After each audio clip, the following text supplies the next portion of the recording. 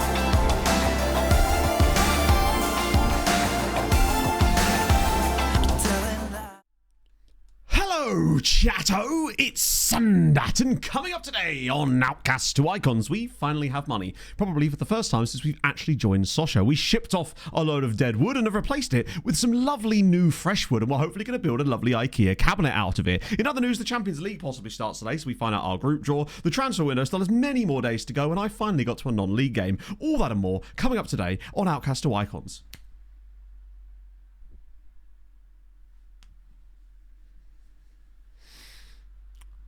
I'm just saying, but that might have been my best yet. I'm just throwing that out there. It could be good. Ooh, tremendous. Ah, that's better. Build a lake house. No, we would never do such a thing. You have to join the board to build a lake house. Come on now. It's because of a big scarf. Do it again. I'm afraid not. I've forgotten every single word I used. Don, thank you for the 24. Where's my buttons? There it is. Not a high bar. True.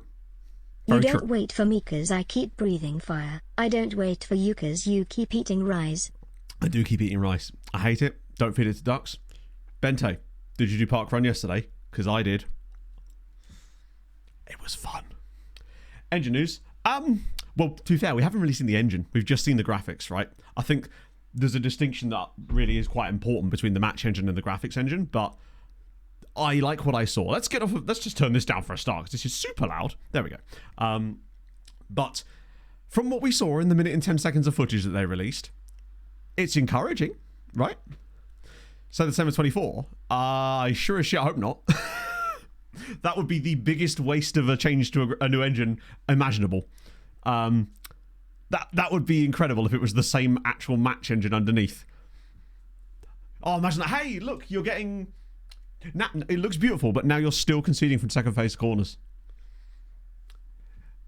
Yeah, I mean, there'll be some animations, but I suspect that the actual match engine the match engine logic will hopefully change. Obviously, it will probably be built upon stuff from previous iterations, but if it was the same thing, that would be bad. Most in it, yeah. When you think about it, Portil Shrew, thank you for the 26 months. Love to see it. There was a lot of bars, yes. Morning Matto and Chatto, hope all is well. Finally got to see a first league win this season. 5 Barnet. Fuck yeah, 5 Barnet. What was the score? Come on, stream Nana. Really? She thought, yeah, I'm a Roman numeral the shit out of this one. Yeah, I must admit, when we talked about this on the podcast on Thursday night, it was like they were deliberately trying to annoy Aaron just by having all those woodwork shots in there. It's like, hey, do you know what we're going to do? Trigger RDF. Perfect. Same match engine. How can the SI forums have confirmed it was the same match engine? Who's confirmed it? Like, yeah. I'm a bit confused. That would be wild. And I think that if that was the case, surely people would be making more of a deal about that, right? You wait 2 years and then get the same product just with a different lick of paint on it. That would be embarrassing, frankly. I really doubt that that is the case. Because then what would be the point? Tweet the other day. The other day?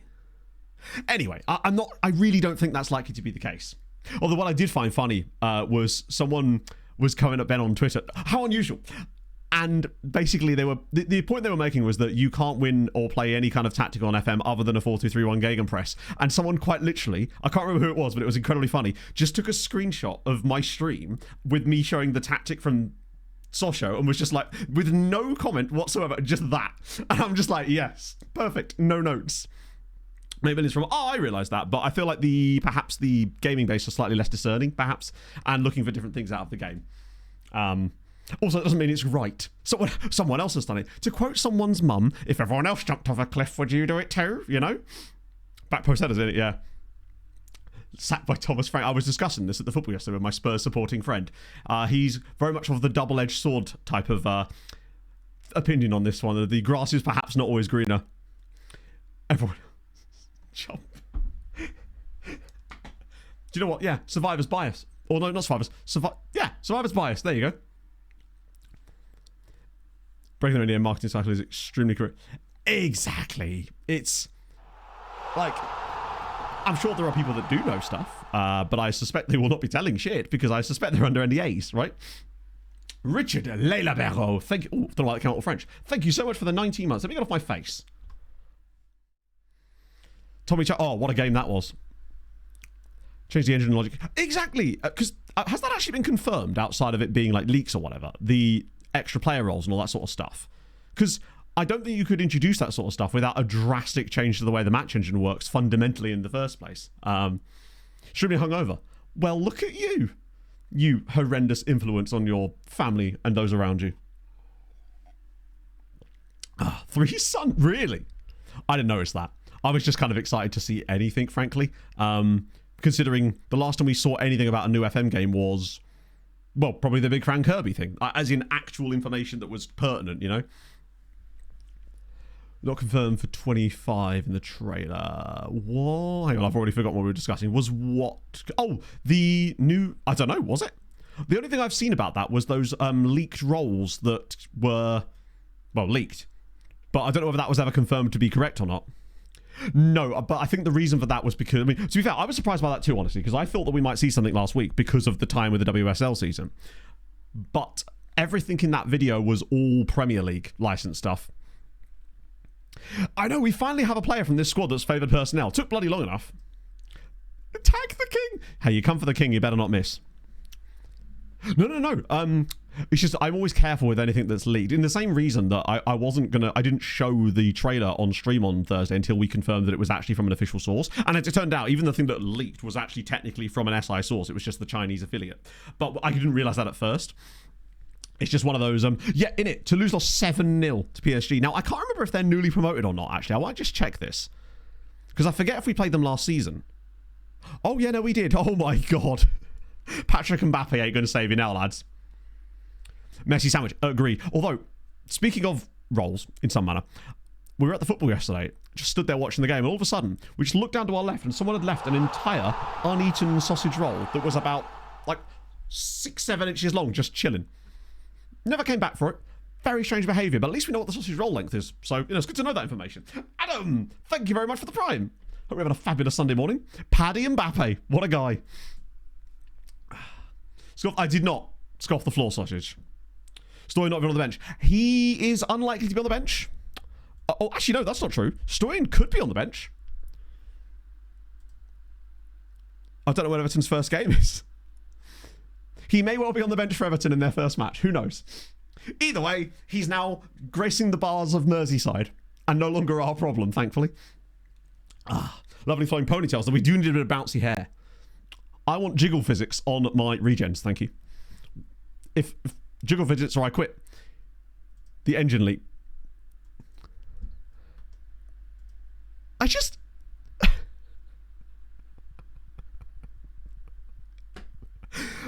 Do you know, this is the thing, right?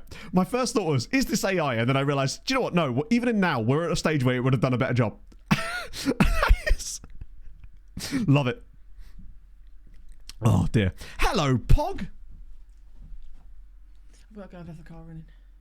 Why did you leave the car running? Because I'm going out. You know? Oh, of course. The lesser spotted Sunday Pog. And no, don't worry, she hasn't brought me a Guinness. Hello. See you in a bit. Bye, Pog. Pog's going to go into town now, but she did just nip into to the city to get me a nitro cold brew. Which does, from a distance, just look like I'm drinking a Guinness on stream at 9 in the morning. But that's fine, too. You don't know my schedule, chat, all right? Don't judge me. She should have. Don't know if they sell it there. Oh, I had one of these at our coffee place yesterday, and it was bloody delicious. So I figured, you know what? With the amount of... It's 5 p.m. Thank you. See? Yeah, I'm not helping myself, am I? It remains Guinness looking. That's okay. I've got a straw. No one drinks their Guinness with a straw. Okay? You're right. It's 10-10 now. Guinness with the straw. No. I'm splitting the G, chat. Sorry, hang on. Wait. I'm splitting the S. God, that's good. Oh. That is tremendous. I would hide it too. I wouldn't. Can never find the G. Hello, Rob. How's it going? I love that you both went for the exact same joke, and I respect it. I'm going to throw us into a match. That way we can... They have a guy called Jodo. I thought they went extinct. That's tremendous. He doesn't even look that bad. Oh, by the way, I did a little bit of attribute searching, and I could literally only find one player worth scouting that could fill our left-back spot, and he's a 30-year-old that plays for River Plate. It's going to be a tough one today, chat, because otherwise we're going to be playing Fernandez Vinitsky in left back, and I don't know if anyone really wants that. Is anyone actually fit again yet, or all the the Binder's back? Tremendous. Pretending it's not getting this. This is very true. Having the pros. I mean, unfortunately, Stoyan was just... He was surplus to requirement in the fact that he couldn't play the left-back role, and I would have probably not have sold him were it not for the fact that Everton went, hey, you're right, why does Binder have no face? Is it just because when you drag players in, they lose their faces? I just want to see now, actually. Okay, I'm now even more confused. Binder is in Witsec. Today we learned. Yeah, is Unver back yet? I don't know if he's back from his injury yet. This, Stray, is yet more proof that you actually can play systems outside of a 4-2-3 on Gegenpress in FN24. But you've given me the correct reaction. I appreciate it.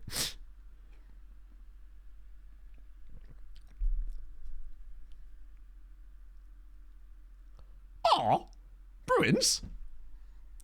That actually makes me incredibly happy, because I sometimes feel like I'm not always... Like, for example, not the Thursday just gone, but the Thursday before that, I didn't feel like I was at my best, and I felt really bad about it. I'm a perfectionist massively, so if... Oh, he's literally right there, Matt, you moron. But that makes me very happy, and that has already made my day. I do try to be. Like, hang on, one sec. I will set a tactic, then I will waffle. I'm a new man, I promise. I'm also a liar. But you already knew that. Let's get Greco on instead of Bastion. Why does my bench look a little bit little? Has someone stolen the middle of my bench? Aha! I knew it. Mexico, go away. I was gonna make a joke about this Mexican War of Independence there, but I couldn't try and figure that one in. So you have to make your own up once. Matt Wempy, I like it. New York Rangers jokes, respect. I don't know if that was even the intention there, Don, but I respect it anyway. I'm saying I respect too many things. That'll do. We'll get through the game there. Pro Fulham leaning? I know. Bias is what it is. Oh no, trust me, I found a way to do it, just one. I'll always find a way to waffle. I am like Denny's. Oh wait, have I still not set enough fucking subs? Good Christ. You absolute embarrassing human. We'll get Denny. No, why is Eric not on the bench? What am I even doing? Sneaking the position box to score. Do you know what? You might be right, frankly. Like last season, what did he end up with in the end? 18 goals and 20 assists. That's mental. He started 38 games and he got 38 goal contributions. Not yet, Ridian, but we do still have another 3 or 4 weeks of the window, potentially. Damn, the treaty VODs. Presumably, the treaty VODs, if I could sum that up in one shape, would basically be every stream is me going, why will no one sign for us? And then chat going, you know why, Matt? Because the database is balked. And then me going, but wah! And ED7, obviously. You could pretty much describe most of my streams as a but wah. Okay. Flamingo engaged. Boom. Boom. Boom. Boom. Boom. Tremendous. What was I saying? Waffling. Oh, yeah. I don't know. I guess I just always wanted streams to be a place where people could come and, like, forget shit if they're having a shit day, or if they're having a good day, tell us about it, and then we get to enjoy their, what was it? I'm an altruistic vampire. Like, I thrive off of other people's happiness. I've been having the best time this week. Every time Paul gets home from work, I'm like, tell me everything. We were doing washing up on Friday night after we'd done some little bit of cooking, had some dinner. It was now 3 hours earlier than it would have been on a normal day. And Pog just turns to me and goes, Matt, she didn't call me Matt, but still, I saw a seal at work today. And I'm like, yes, you did. Be miserable with me. I couldn't be done. Always shat on. It was Scamrot Rovers, wasn't it? Or do you mean Oily Shannon? Like, we used to hate Scamrot Rovers, but the team we used to twat about in pre-season was Oily Shannon. Tristan's done the business. Love to see it.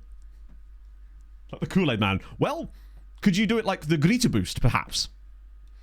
Frustrated itching face. Oh, mate. That's the one thing I'm not looking forward to about finally getting that tattoo at some point. Is that because it will be quite big in my entire thigh. That's a very unlucky assist there from the defender, actually. Oh, it's crazy cool. Like, Pog, she scared the living shit out of me on Friday, because I was just sat there editing the recap video, It's 1:30. She's made no mention of coming home or whatever because she's out with her colleague on the boats and doing stuff. All of a sudden, I hear the front door open and I'm like, so I run to the top of the stairs. And like I said to my mate yesterday, what was I planning to do here? Like, what was the next step of this? What was I going to hurl myself down the stairs like I was a wrestler coming off the top rope? But no, she just come home at 1:30. So that was good. Yes, the Kool-Aid Man, otherwise known as Jim Jones. that was the one, right? Launched himself like, well, maybe. No, I was going to go full RVD. Straight down the stairs. A full back tattoo of the Fulham crest. Ah, no. I've switched allegiances. As you can see. We started this game so well and I was really excited about it. And then the rest of the match has happened so far. And it's gone brilliantly. Down for the pin. Yeah, to be fair. And I would have got an assist off of the little table we have at the bottom of the stairs as well. A lucha mask. Oh, that's kind of cool, actually. Now, you're just saying wrestling terms that I have no idea about. That being said, my mate is going to see Mick Foley in Belfast soon. That's all he told me. I know no more context. I actually had to get out of him, like, what's Mick Foley doing in Belfast? Is he just there? Like, what's Mick doing? But apparently it was like his mate had tickets for like a meet and greet thing, and my mate's obviously like a real Attitude Era. I loved Attitude Era WWE or whatever, but lost interest like immediately after that, pretty much. So I know nothing about it since. But so that's still pretty cool, actually. Apparently so, yeah. So my mate's gonna go to meet him, which is pretty sick. It's a stand-up thing, really? Does he do stand-up? And yes, before any of you asked, he is taking a sock to sign. And no, it's not Mr. Assistant. It should be. Luke would turn me into a mist bowl. Like, I would be turned into a yellow mist if I fought Luke. Brody, thank you for the 17, man. How is your Sunday morning going? Actually, crazy. Speaking of Sunday mornings, chat, because we're in one. I know, crazy. Hate to be the bearer of bad news. I actually might genuinely, for 26, rebrand the Sunday streams as like the FM breakfast show or something, just for the memes, and see where we could go with that. Because I think that would be quite fun. Bring back the early Soccer AM vibes. Oh, Jesus. But with less misogyny. Or maybe more. Do you know what? We'll see where the night takes us. Sunday evening. Well, now I feel like an idiot. Ah. Morning's ruined. Andre the Giant scores. Wait, sorry, I just read that. Yes, you can. Invite guests to talk nonsense. Maybe. I don't know. Mix things up a little bit, you know? What would your nickname be? Ooh. Matt the Wheeze Card, or the Asthmatic. What about just the Asthmatic? It's not a very... I wouldn't have to be one of those wrestlers that wins ever, or anything like that. Oh, God, that was 2 subs at the same time. I forgot to use my Prime sub this month. Fixed that. You love to use it. You love to use it? You do. It feels good, doesn't it? Mark McConfield, thank you very much for the 38 months, and Tim as well with the 29. I hope you're both well. Actually, Don, actually, this is just for you. Just put on a love song there. What you asked in the Discord the other day about do I get some kind of kickback about people buying things inside Club? No. The only way that... basically, my relationship with them at the moment is that I am paid for sign-ups upon a 7-day retention, essentially. That's the way it currently works. The idea is that we test this out. If it goes well and enough people sort of are interested in it, it sort of proves my value as a commercial partner, and then we can maybe work out a more concrete partnership going into 26, which I think would be really cool. So maybe I can have as a YouTube sponsor, etc., etc. I forgot about Simansky. It's like a side chick. Maybe, yeah. She never calls me back. They actually work on some cool new features, to be fair. One of the things they are working on, what was it they were showing me? I've already forgotten what it was. Oh, it was like a player comparison thingy that's really easy to like compare players when you sign a new one. So you can actually see what they compare to the other players in your squad that have the same positions and stuff. Full English morning show. There you go. It's just me eating a fry-up and spilling egg on my vest. Why wouldn't you want to watch that, I ask you? Let's get Darko on. Maybe Carapici. Give Goody Boost a little rest from the bench where he's played none of the match. God, I love having Claudio back. It's so nice. Soccer FM. Maybe. I just kind of like the FM breakfast show. The thing about it feels like old school. I feel like we'd need a... Yeah, I'll go till 2. on today, which is fine because that will give us enough time to. The idea would probably be based on historical precedent.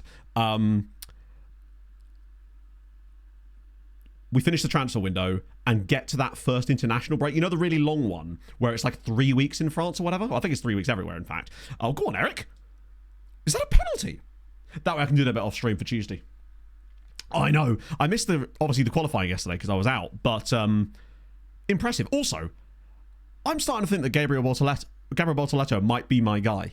I've been enjoying him more and more and more lately. That guy, I know that the Sauber is not exactly a green dustbin anymore compared to what it was, but he is getting some mileage out of that thing. Come on, Eric. 2-0 now, Moguchi. Cooper, take off the Pope hat. Wow. No, we're not, in fact. Jeb Sheep, thank you for the follow. 6'8" centre back. Oh, was it Skelly Alvera by any chance?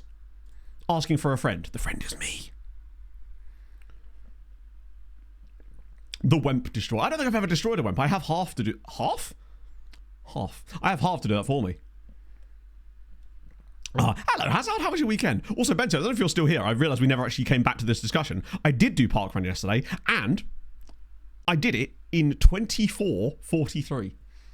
I was over the bloody moon. It was lovely. And Pog beat her 5k PB of all time. Ever 5k PB. Not even just like in this current iteration of Pog running. Please don't concede now. Ooh, I love the effort. Particularly as the part where he missed. I brushed them off, exactly. What do you reckon for the new car? Like, do you think Nui's actually going to knock it out the park, or is it going to be a case of like a little bit like McLaren's when the new regulation came in, where they were absolute bobbins to begin with and then just grew into it? And also, are you going to need 2 drivers for that? Oh, shit. Sorry, I can't believe I missed that, James. Sorry.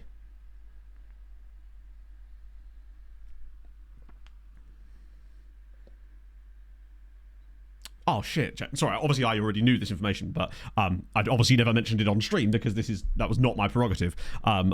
So, chat, I am sure you'll all join me in the sentiment of wishing Kathy a speedy recovery. The most important thing is that it's been caught early, and the prognosis sounds incredibly positive. And yeah, I look forward to seeing you both in a couple of months.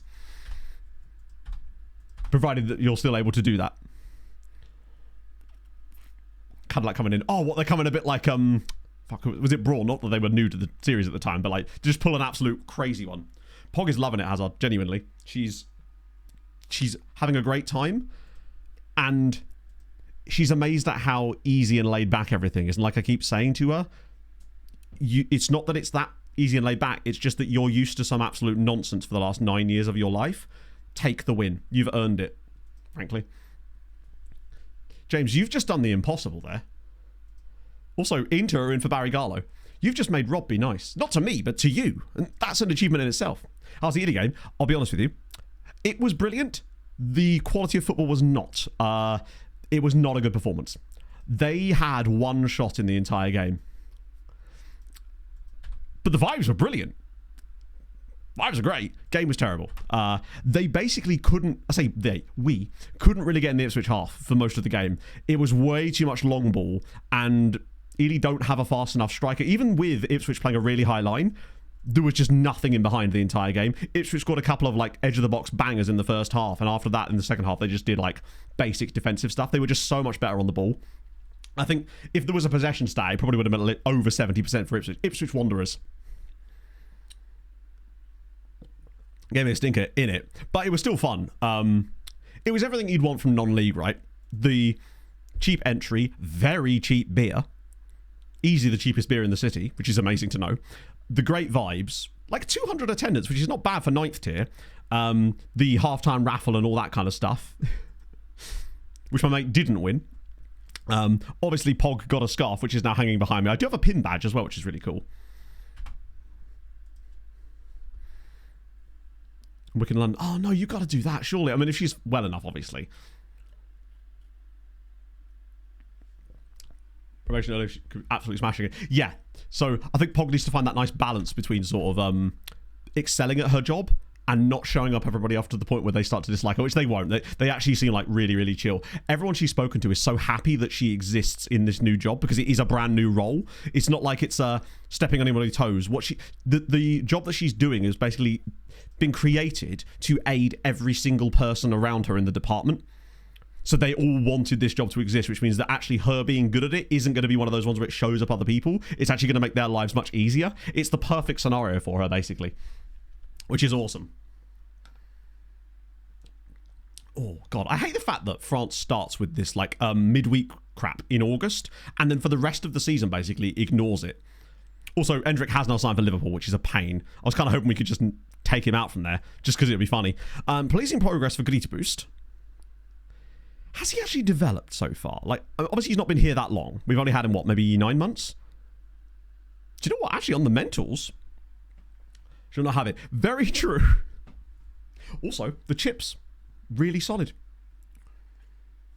There was actually, like, double-digit away fans yesterday, too, and they were quite loud, which was very surprising. Make other people's lives easy. Exactly. Yeah, the idea is it's like a pilot scheme where they're trying this in this one section of the river, and M's boss is like, has been wanting this for years. And the idea is that if they found the right person, which they 100% have, by the way, and it works, they're going to then apply this same, like, the Pog Murphy profile to other rivers throughout the network. Which means I suspect, give it, like, a year, and Pog will just be training the person that's doing the River Nene or something. A Pogsworth. I suppose she would, yes. Potentially. Honestly, Don, I think you're better off just using the ads for that. That's what I did. Also, I packed Declan Rice on it a couple of days ago. I think it was yesterday, actually, which was amazing. It's the first time I've actually got one of the stars. Right. I'm hoping we get a scout report through, just so we can have a little look. Plus, and let me show you the guy that I at least... Good point, actually. Let's look at that first. Because there was only one player I had a look at who was even vaguely... I did prioritize him, so he should be down here. It was this guy. Oh, we can see his attributes now. Oh, that's... Sorry, I wish I could have shown you him before I saw the attributes. Because that's way better than I was expecting. Okay. He's so much better than I thought he was going to be. His tackling was like 6 to 14. His dribbling was like 7 to 14. So I just thought, oh, well, he's sort of in the range. That's so much better. He has a release clause of 6.5 million. He's 30, but he's only played 150 games in his career. Holy shit. The issue is, who do we remove from the non-EU setup to allow Bruno Gomez to play? Because currently, he won't want... yeah, the moon wages is an issue. So Shazly's here. Nazareno obviously isn't actually here. Velasquez is important. You're here. Who's the other one? Claudio. Oh, shit, that's the issue. His contract's up on a free. Yeah, could we get through till January without him? And then hope that Shazly... who becomes EU in under 6 months. Fry, thank you very much for the 30 months. You'll love to see it. I am not 30, unfortunately. Never got any bench players. So I haven't got any bench. Oh, no, I do. I have one bench player, and it's Ryan Sessegnon, but I also don't have a goalie at the moment because I haven't managed to pack one in like the last several days. So I think maybe we try and sign Gomez now, provided he would actually discuss terms with us. He might want too much money. Oh my god, what?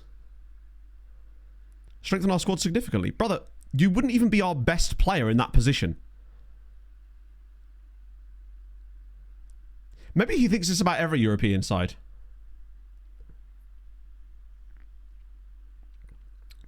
He's the world rep. It's the fact that he has the 4 Argentina caps. Sorry, 5, I think, actually. That's the issue here. Loan back. The problem is, he won't talk to us at all. Okay, we'll shortlist him for the time being. What I'll do is I'll put him... Actually, we're going to make that new shortlist anyway, won't we? It's got to be the world rep. Yeah, I thought that maybe this year... The only thing that could maybe change is when we get back into the Champions League again, because obviously we're guaranteed group stage immediately. Maybe we'll get some kind of bump for that, but it's not a particularly large bump, I don't think. Shit, that's annoying. Like, I wasn't expecting him to be that good, and now that he is, I really want to sign him, because he's basically the guy. What I am going to do, though, while we're here, is sort out this new shortlist anyway. Just clear that for the time being. And then we can get Charestes hopefully off this list as well while we're at it. But I wanted to make a a South American shortlist that's just for players that we want to look at as options for later. Caresses, his attributes are good though, so I might still sign Caresses because he's cheap. What do we call the South American future players? Give me the dumbest name for it possible.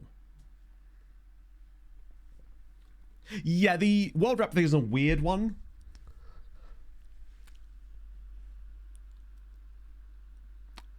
Eligible. I don't know, Steve. We're going to find out. Colonizes! Amazing. Honestly, Fry, I really like it. I think it looks fantastic. The only thing that concerns me about it is how stuttery the clips were in a lot of the stuff. And I've looked at this at multiple platforms and downloaded the video myself in order to put it in it. FM morning show list. Proto Diegos.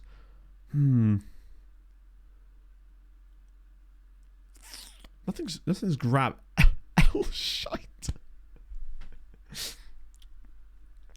You know, I'm just gonna go simple. Men for later.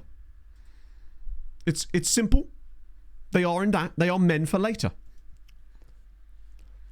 Sunday breakfast plan. Yeah, I think I'm sure I'd find ways to like check. It wouldn't just be like me rebranding the stream. It'd actually be something a little bit different to add to it. Just to, we all need men for later. Exactly. See, counter-revolution assets. I just call it the John Pilger list. Amazing. Oh,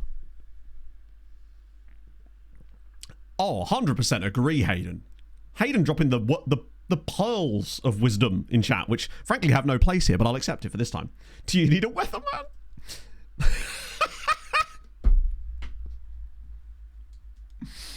Nice. Okay, that's annoying, but okay. Maybe we just have to, in the meantime, commit to Dennis and just hope that Bro can do it. What was he like in the first game? 7.2. 1-2 presumably for loan by Farench.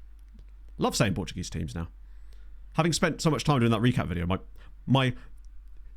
ironically, I was watching it back when I was doing the edit yesterday. I was thinking to myself, Christ, you're pronouncing every one of these teams pretty much spot on except for the one you're fucking managing.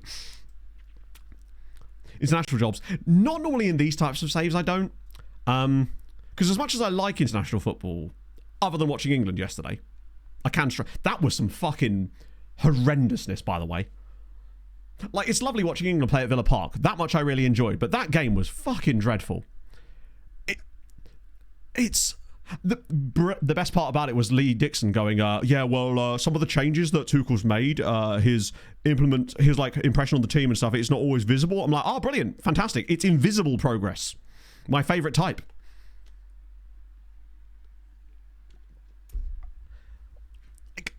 It's...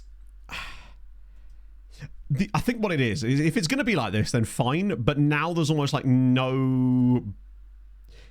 Do you know when England used to blaze out in like the quarterfinals or whatever to France usually, but they'd at least win the qualifying games like 8-0 every single week? You've like, okay, we got something, but you can't have both. I think the thing is with Tuchel, it shows that the FA had a complete lack of any kind of long-term planning, because it seems like they've basically gone, hey, all that stuff we've been building culturally inside the English setup, let's just destroy that and start again, because that works so well. I'll tell you what, the Andorran goalkeeper, I don't know if this guy... Was the Andorran goalkeeper the guy that plays for Cordoba that used to be in the Villarreal Academy or something? Because he was actually really good. Like, there was a save he pulled off of, I think, Elliot Anderson. He was ridiculously good. Do you know what I mean? The one where Anderson's got the ball slightly behind him and the keeper actually somehow gets his hand up and palms it over the bar. He was really good. So mad props to him. Contract, well, yeah, I mean, it probably should do at this point. Yeah, I know, but it's like the quality that we have on the pitch. I realise it wasn't like the strongest England team, but realistically, when you look at Portugal just going and comfortably swiping 5 past Armenia, who are a much better side than Andorra, it's just... Oh, Kreshna's birthday. Yes, my apologies. I got distracted. Imagine. Let's get off of my men for later list. And was he on Christmas list? Yes, he is. Let's just, while we're at it. Oh, what? I mean, it's good to know that Kravinovic wants to join us, but why does... Oh, it's Kreshna's birthday not till later in the window, maybe. He's 18 and he's still... Hang on, what's going on? Oh, let me guess, he's signed a new contract, hasn't he? I bet you. You silly, silly man. Oh, fuck me. Hang on. Have they added a domestic club? Oh, it's a domestic club one. Good. This man. On the plus side, we now know that we can get Kravinovic. Which I assume we're all in favour of doing. Because he's got 2 Croatia caps at 18. He does like a little bit of dribbling, but outside of that, I think he's fantastic. Frankly, he's the exact type of player we want if he just had slightly better dribbling. But he is only 18, and the fact that they've already got him 2 Croatia caps and he's still got that extra half star is encouraging. And I think it would be stupid of us to not spend the money on him right now since we can. Rejuvenate Wales. Yeah, because they got the 1-0 win in Kazakhstan, didn't they? Because there's that guy that basically travelled to Kazakhstan by train and stuff, which is dope. Hinders wingbackness. Let's have a look. I think it kind of goes hand in hand with his like dribbling ability. He's not like as good, and his work rate is a little low. He is more of a defensive option. He's a bit like a Habila of the left, I would say. But we've got the money, and I think it'd be rude not to just because of that alleged potential. He's a kind of work in progress. Now, whether we have time to work on him, but I think we've got the cash, so we may as well not. We may as well have him. So at least then we'd have him and Dennis Unver in those spots. I might just pay the 4 million here, actually. Oh. To be honest, I don't see us in a position where we're actually going to be reaching a stage to sell him anyway. What the? Actually, 50 games, per league appearance, international appearances. Do you know what? I know that's a lot, but a lot of that is just like, I'm all right with it. We've got. I'm spreading the cash now. Low aggression 2. Yeah, it's. I probably should have done that. Although we did try that on. We tried something on the last stream, but it just really didn't work. Which player was that? Where I tried to offer them like X amount of money, and they came back basically asking for like 3 times that. Hang on a minute. Wait a second. Did I see Inter trying to get rid of Sebastian Jourdan, who is listed as a natural Raumdeuter? I think I would be remiss if I didn't investigate that further. Yeah, basically, I'm acting like when I first got my first ever student loan. First thing I did, I bought satin sheets. That isn't even a joke. I'm just checking any of these guys that have like high CA here while we're going through to make if they do play in a position we're kind of light in, just in case. He's a striker. We're really strong there, thankfully. Left side. Where are all the left-sided players gone? Did I just sign them all when I was at Le Challenge and now I can't get any of them? Hello, Archer. I hope you're well. A couple of... Ooh. Oh, love that. Swiss Malagasy at Brighton. Amazing. Jean-Brion. Gaia. But they do. The chatting sheets don't love themselves, though, I'll be honest with you. I'd wake up every morning and half the pillows would just be on the floor because there's no friction. It wasn't a great time. Let's have a look at Jourdan then. How much did I sell him for? 3.7 million. He's wanted by Marseille and Hoffenheim.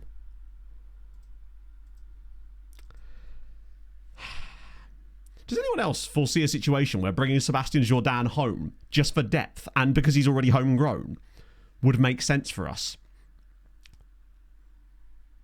Because he's homegrown, trained at SOCHAUX. He's average, but he's like solid.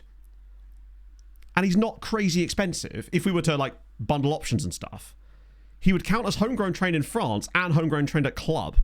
Freebie in 6 months. Yeah, but the thing is, I suspect he's probably got a contract extension clause. Yeah, so what would happen is they'll just trigger that automatically. Like, he's just solid across the bar. He's basically like English clubs when they sign random players that you're like, oh, you're presumably signing this guy for homegrown quota. Big matches as well, which we do now know about him. A little bit inconsistent, but just having him to back up Binder along with our other lad whose name escapes me that we signed for that position too, Novi. Loan listed, true, but my suspicion is that Inter would probably... I mean, if we can get him for free with maybe an option on it, get better. But remember, can we get better homegrown trained at SOCHAUX? That's the crucial thing.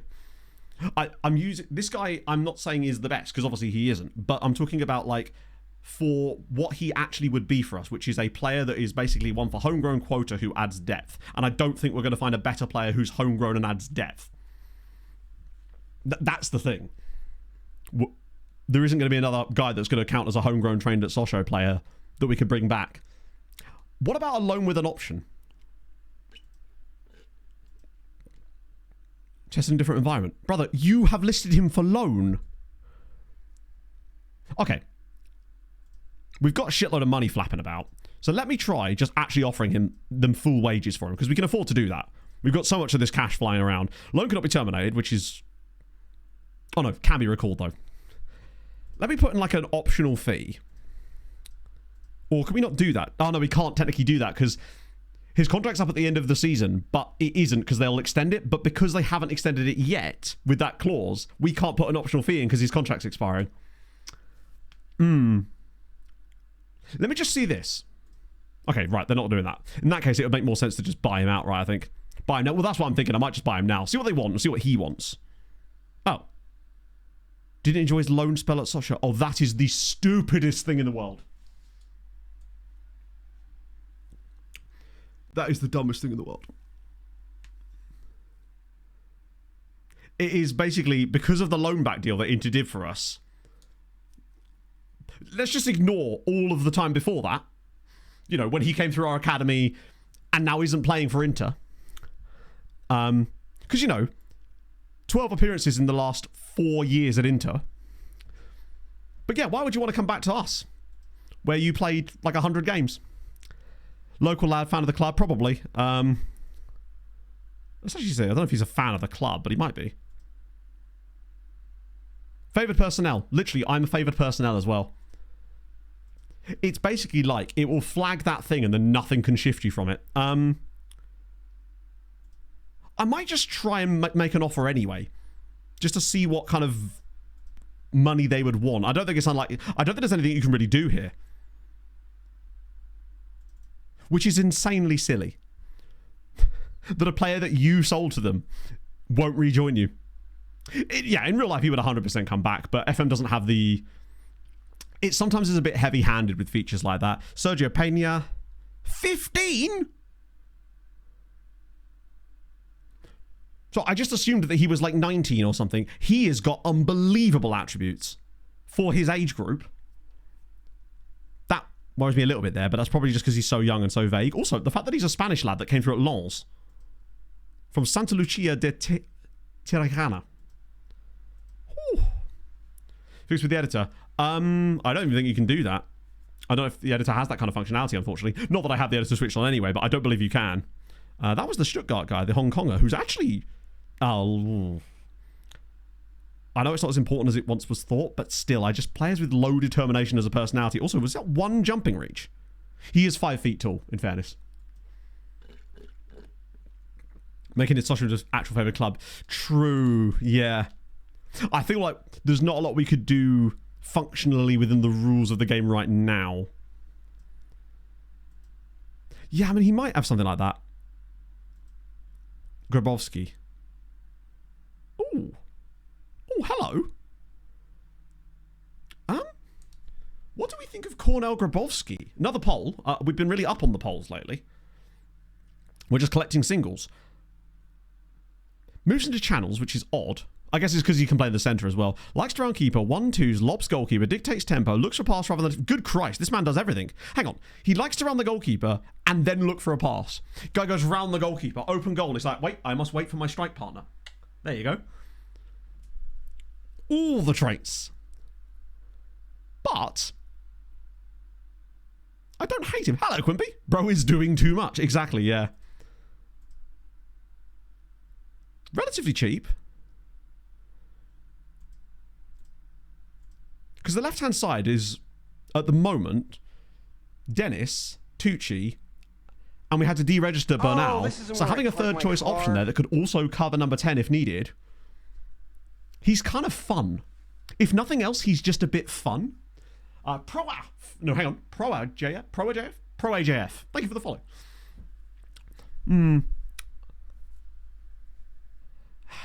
The thing is, though, he's not a number 10 in our system, though, is he? Because he's not fast enough. So he would never realistically play. I mean, the thing is, he can get away with being a little bit slower because of the fact that we play a wide midfielder there. He's fun. And if we can't sign players because they're fun, what can we do? We've spent all these years not having the money to sign players like him on the fun side of things. It's nice to finally be in a position to do that, right? You have 0 work rate. I'm sorry, Ruben. You're going to have to get better. Franck Hakar. I wonder if he's related to Antoine. There's actually 2 guys from Anderlecht here. They're probably very young. Oh, they're both 18, actually. Overpriced Belgian, anybody? Oh, a Belgian mercenary. Remy van den Steen. Shortlist. We can do, but I suspect that they're mostly the same players as before because we've not really added too many players to them. Same kind of problem. He's like a much worse version of Eric. Oh, wait, is he on loan? This was that cool Norwegian guy that we were looking at that was wanted by Kafum, but he seems to have changed. Can afford them now. Maybe, but it's also a question of whether we want them now. Oh, wait. Oh, wait, I turned it off. I was like, will he talk to us again now? Okay, let's have a look at the main shortlist. The rest of these shortlists are kind of... Actually, should we just check Tenerife? Just out of interest. If there is any crazy good Tenerife players that would actually join us. So Opry would, but he was quite expensive, right?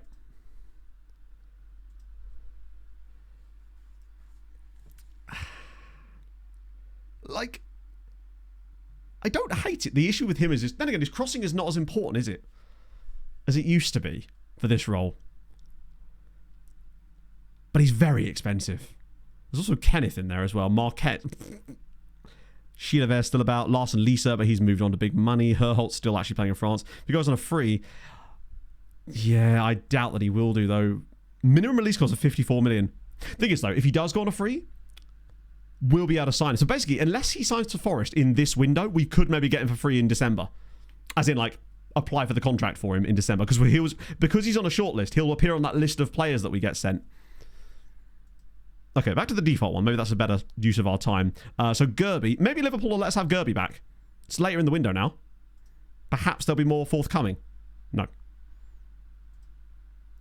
Maybe we try again. Is he listed for loan? No, he's not, which is an issue. That guy's now moved to Bayern. So we're unlikely going to be able to sign him either. Because I don't think he's listed for loan. Steinmetz is in there as well. Bless him. God, he's nearly 30. That's terrifying. Most of the players in here have kind of... Unless there's any youngsters that with really high PA, perhaps, that we missed. Of Kravinovic, Rodrigo. Centre-back. I did quite like it. Grabowski's joining us already. Or should be joining us already. Ooh, wow, you're a very odd player, actually. Past year and 2 weeks, it's true. Alvarez. Yeah, these guys are all... There's Faizuland as well, but he's just so expensive, and he's just a worse version of the Croat guy. Our solution? Now Svenny's currently injured, so he's actually priced himself out of being the solution. Currently, anyway. Endrick has just joined Liverpool on a free transfer. No, for like 5 million from Real Madrid. His contract's up at the end of next season. I did try to see if I could sign him, and he would have actually joined us, but he wanted like 220 grand a week.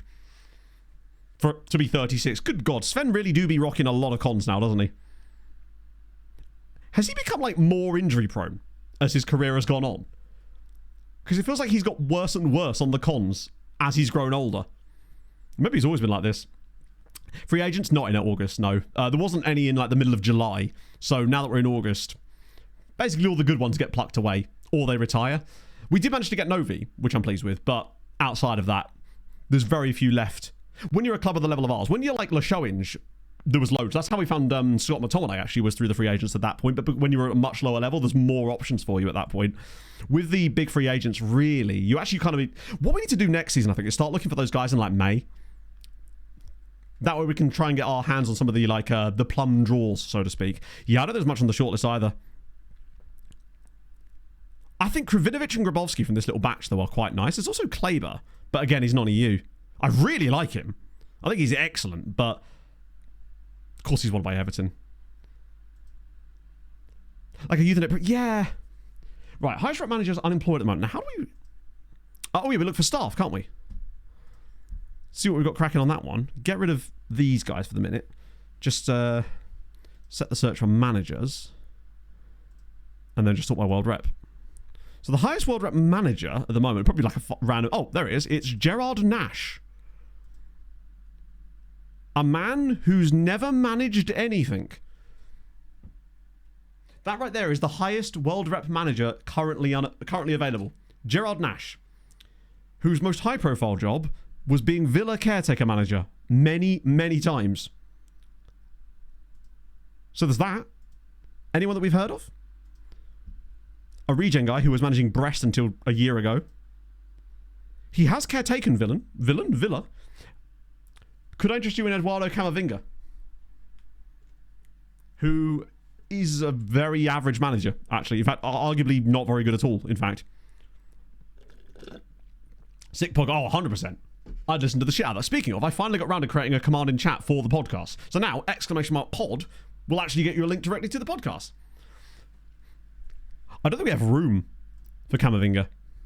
Oh, maybe a fitness coach.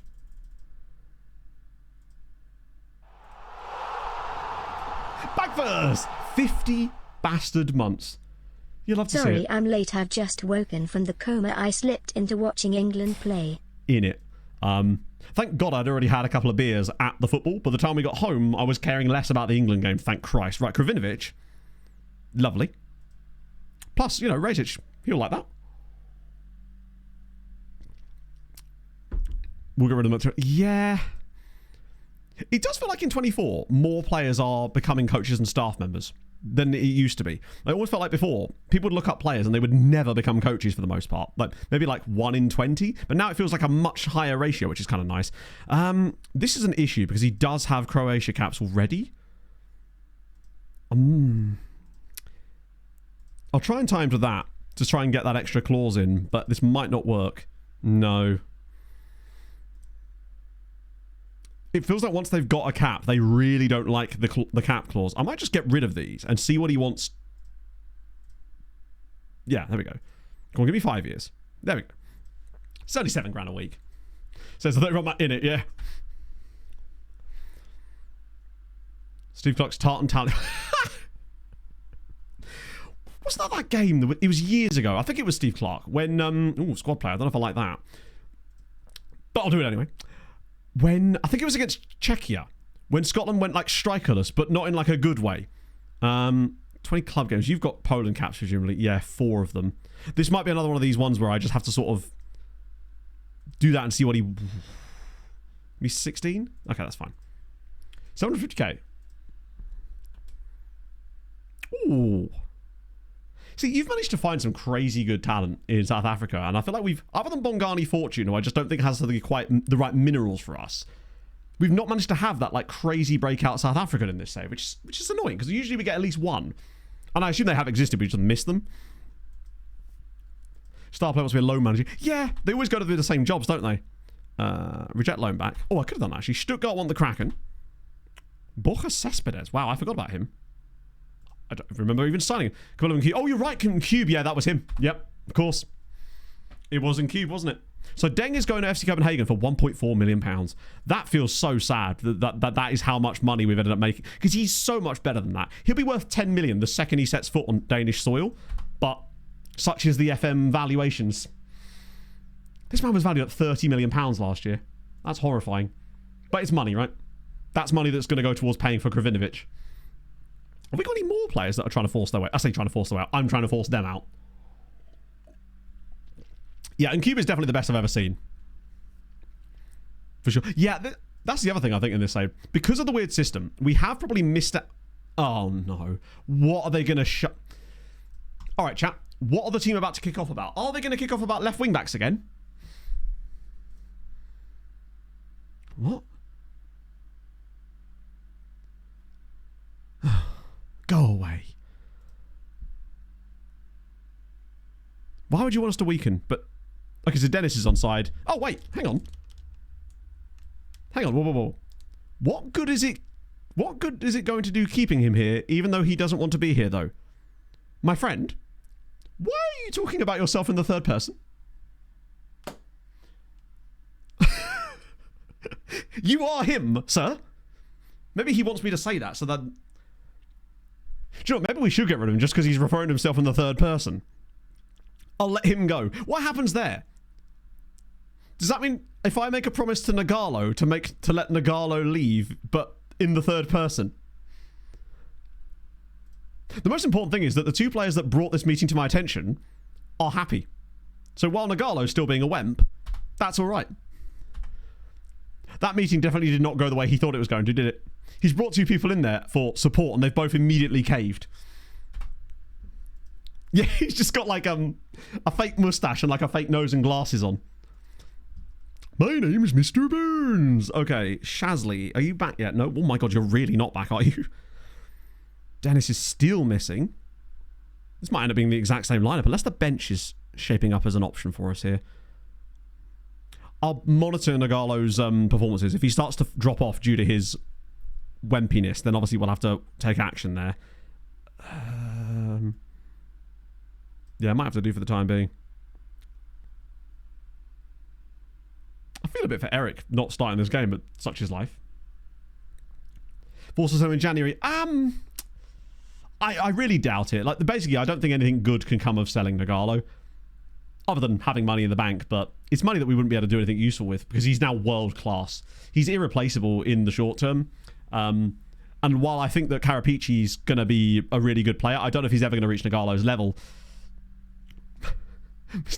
That'll do. And usually they get over it quite quickly anyway. But we'll have to keep an eye on his performances. If his performances continue to be decent, then it won't matter. Obviously, they won't be as good. Maybe they will, actually. Who knows? But as long as he gets his head down and continues to play well for us. But if he doesn't, then we do have Karapici and Razic just step in there anyway. Look over to me. It doesn't matter. Oh, dear. And Nagalo's too. Yes, indeed. Maybe he has like split personalities, which means hopefully he should play with the venom of two footballers. Hopefully one of them will be good. Okay. Yeah, or the Wemprey of two, that's true. The duality of man, but both sides of it agree with each other. Okay. Like, just starting off with a couple of good results here would actually be very, very crucial. Because I do think that this team started to sort of find something towards the second half of last season. It felt like we were just going into every game almost expecting to win and putting up these great performances virtually against every team we played. There was a real level of composure about everyone on the pitch. And I think all we've done so far in this window is strengthen that. Like, obviously the Gerby thing is definitely an issue, but it just, something about the team just seems to be, look at this build-up. Oh my goodness me. That better not be offside. I'll be so sad if that's offside. It isn't. Also, what an assist from Denis Unver. It's this type of football. Like, that is absolutely sensational from the boys there. That to me is a team that is really up for it. Like, everyone seems to know their job. Even the subs. But look at this. Like, little one-touch stuff. Great pass from Unver, and Binder's the one on the end of it. That is glorious. Watch there be, like, absolutely no issues this year because it was actually Denis Unver that was the man all along. And he just steps in because he's already put down a really solid performance in the first game of the season, and now he's got an assist in the second one. Maybe this is Dennis's moment. Inferno! Thank you for the 58. I will stay quiet for a moment. Dear Stream Diary, open quotes, Harvand I did heinous things with a pastor today. Millennium set his VPN to Ukraine. Chat bullied me for messing up the intro. Not today. I played Sabrina Carpenter, close True. quotes. Does this sound like a good YouTube recap? We need to maintain some sort of decorum. I saw you saw the Ely City, and survived to tell the tale. It's true. Meanwhile I saw the Jesus. And a stick puck happened. I can't wait to field Carey Price's desiccated old husk on the fourth line after we ship everyone out. He saw the Jesus, chat. Watch out. That is wild. Thank you, Inferno, for the 58. But chat will tell you, I absolutely smashed the intro today. Flawless execution, frankly. Even down to the beat and everything. It was perfection. In human form. The likes of which you've never seen. Why is my watch going off like crazy? Oh, because it's like 11 o'clock.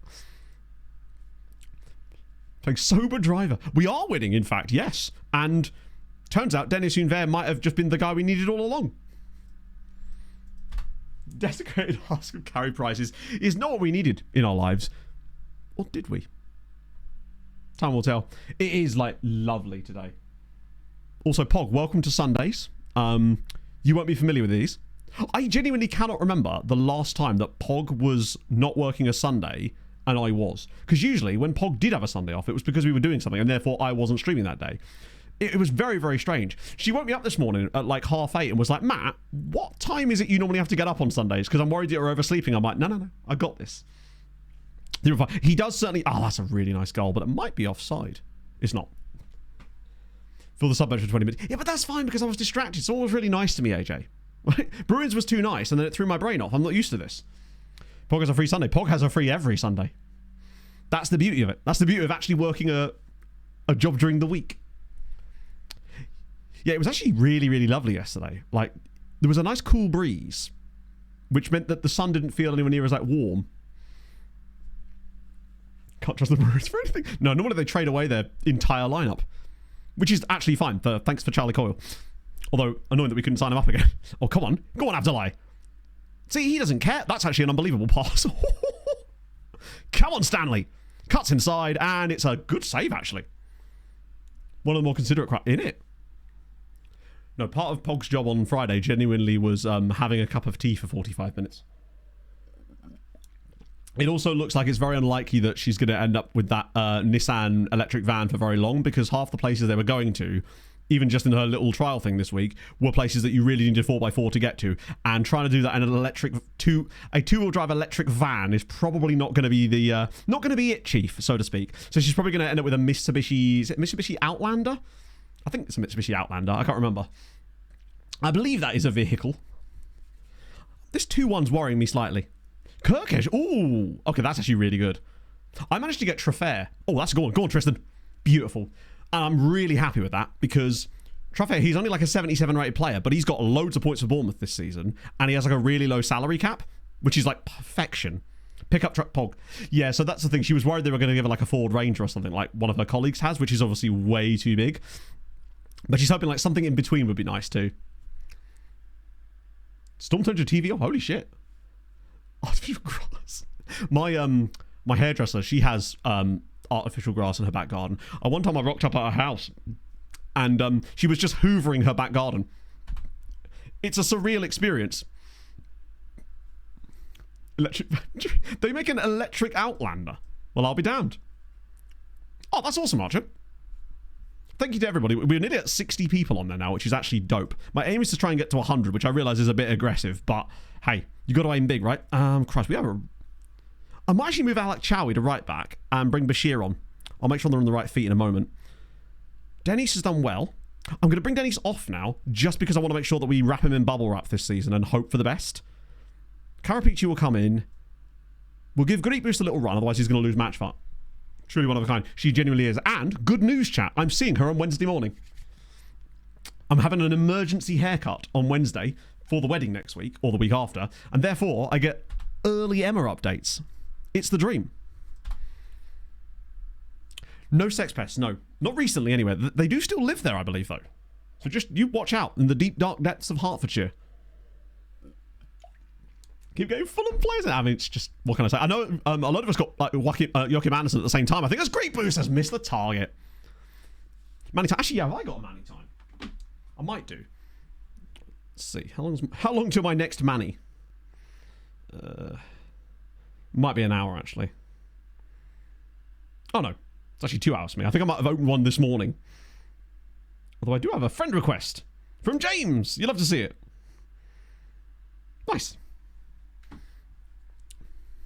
At least with it like being in the international window, I've said this before, but that's the reason I was so keen to push it during this period, because that way everybody is on the same keel. Basically, it is a fantasy football style app, but it's a different game that has a slightly different mechanic to it that I am partnered with at the moment to try out a sort of stream sponsorship, I suppose. It is really fun. Particularly as this week we're finally going to get our first actual match week. Okay, that was a good result in the end. The lads just did Binder? Yeah, 5 key passes. Another goal, another assist. He is the man. And I'm a big fan. Frankly, it is sensational to watch him work. I think this year he might even have a bigger year than last year. Yeah, basically, that's probably the best way to describe it. Without the sort of, like... I suppose there is an element of pay to win about it if you were to try that, but you would still be... You don't really need to. Christy this morning? Yeah, I finally got a bit of salary cap back. I just need to pack a goalkeeper. That's the problem. Yeah, but the crucial thing for me was the fact that it's not based on like crypto or NFTs or anything like that. I didn't want to get involved in stuff like that. But I personally really like it. And obviously with it being a brand new thing, it existed last year, but they're still developing things, which means they're adding stuff all the time and also importantly taking feature stuff on board from users as well, which is part of the reason why we have the Discord channel as well. Not just to share cool stuff in there, but also for like feature requests and stuff so that I can send them over to it. Yes, what I did last time. I got Vicario on loan last weekend. That worked well in Spurs' 1-0 defeat. I think I still got some points from him because you don't just get points from like the stuff you do in FPL. There's a lot more points allocations, which means even some of the players that would be unusable in FPL are usable in club. You want 10 million for the lad that you're valuing at 5? I'm going to accept this, not because I'm actually going to sign him, but I want to see if he'd even actually talk to us when we get to that next screen. Also, someone asked me how the bench thing works. Basically, the way it works is if one of your players in the starting 11 doesn't start a match or play, then it will automatically slot in the first player on your bench. So it's not like FPL where if a player doesn't start, that's it, you're screwed. So that's why having a bench could still work out for you potentially. If the player gets injured in warm-up or something, it will slot in one of your benches automatically. Good old Bart in goal. You'd love to see it. I'm trying to think, was it Treaty? No, I think it was Treaty United actually, yeah. The only player on the bench at the moment I have is Ryan Sessegnon. Is that like FPL? I thought in FPL, does it do that? I swear FPL didn't do that. Okay, either way, I haven't played FPL in a while, other than this season. I thought they used to be. I swear in FPL that never used to be the case. It was just like you're effed. Or I'm just imagining things. Either way, that's what happens. Yeah, we can't really replace. Always been the case. It shows how long it's been since I played FPL until this year. Well, either way, it's the same then. I love that the cost to sack Dick Monster is £1.5 million. Yeah, we can't bring Camavinga in for that because these are all Patreon regens. And then Regan Booty and Dick Monster. We can't get rid of those guys. Ooh, newly promoted Leon, who just about scraped into the top flight this season. Speaking of the top flight, how's the second flight looking with Nice? Annoyingly okay. Wonder how their wage spending, because where are they expected to be? 4th place. Just curious to see what their wage spending is like. 7th. But are they out of debt yet? No, they're not. In Poland, I don't know. I mean, I don't know if it currently is or not. I know it's being rolled out into a lot of places, but some places it wouldn't be allowed to exist. So Molina... Oh, that's the Uruguayan guy. I completely forgot about him. Did we sign him like a year and a half ago now? Okay. Stuttgart. Oh, for Shehu. They're just offering no money. I'll accept it for the time being. Been making positive development. It's crazy that he is still 3-star CA, considering all the positive development that he's been... Actually, the more I look at him... Why is he unhappy?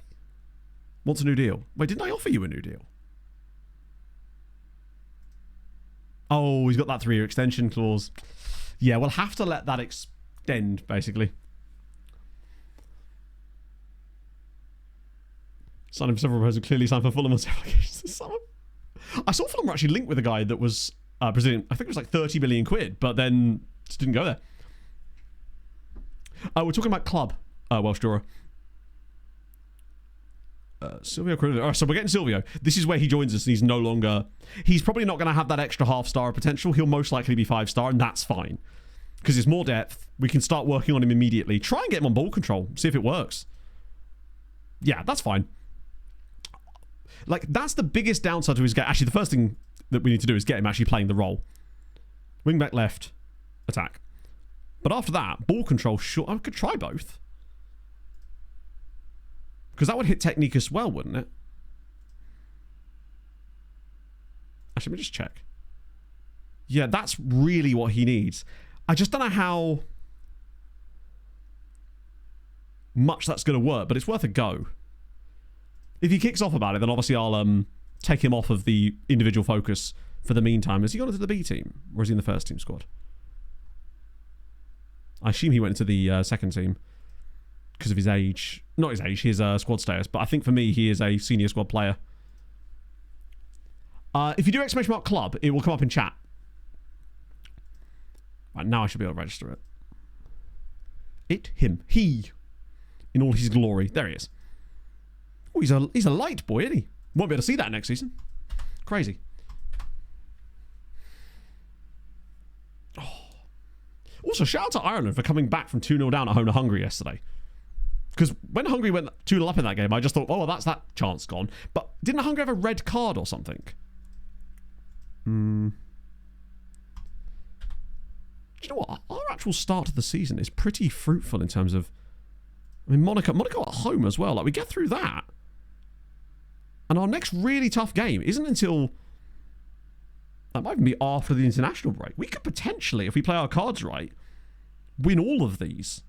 If we win Monaco at home, there's a real chance, particularly as it's like Saturday games after that pretty much all season. Hello, Zavari. Also, it's... yeah, I mean, this is the thing. It's... I think it looks incredible, but it is an aesthetic thing, and that's amazing, because it is nice when something looks good.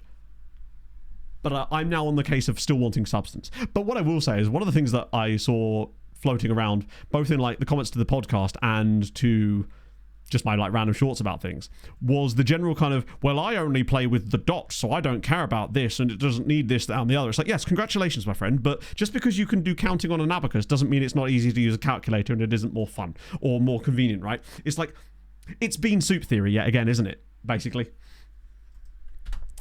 It's...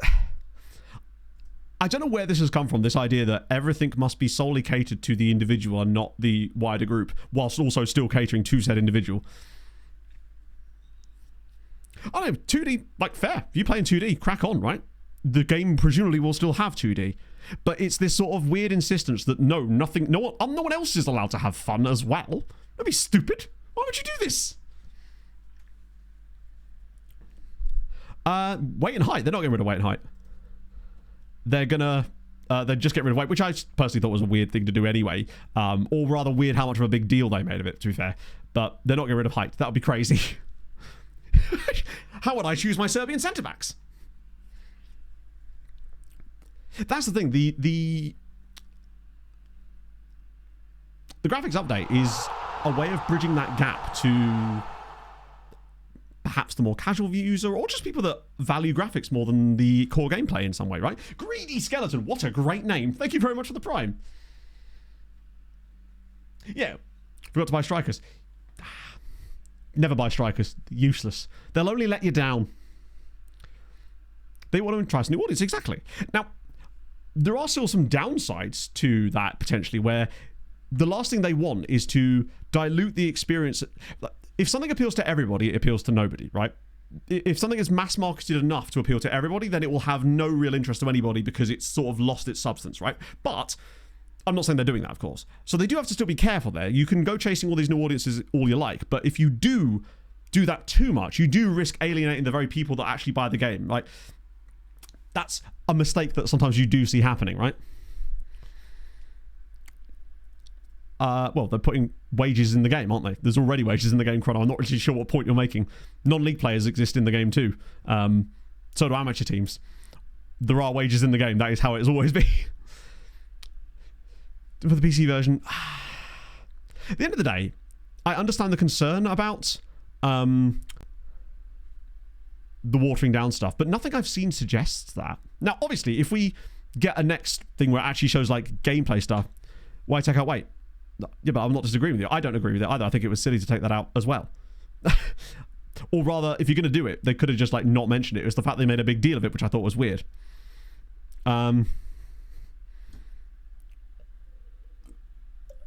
It fluctuates more, yeah. But anyway, I don't think it's particularly a big deal, and it's not particularly that deep. They could have just literally just left it out and no one would have noticed, and if they did, they'd have been like, oh yeah, that was the thing, and here's why, you know? Right, Kravinich is here. Yeah. Weight is an irrelevant metric. Pretty much. Well, particularly as it's not tied to any actual attributes.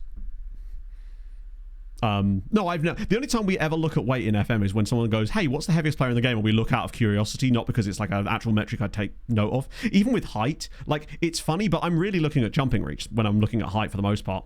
I like heavy guys. Me too, actually. I like it when FM has a random player that's like weirdly heavy for the like height profile. It's like a 5'10" guy who's like 100 kilos. It's brilliant.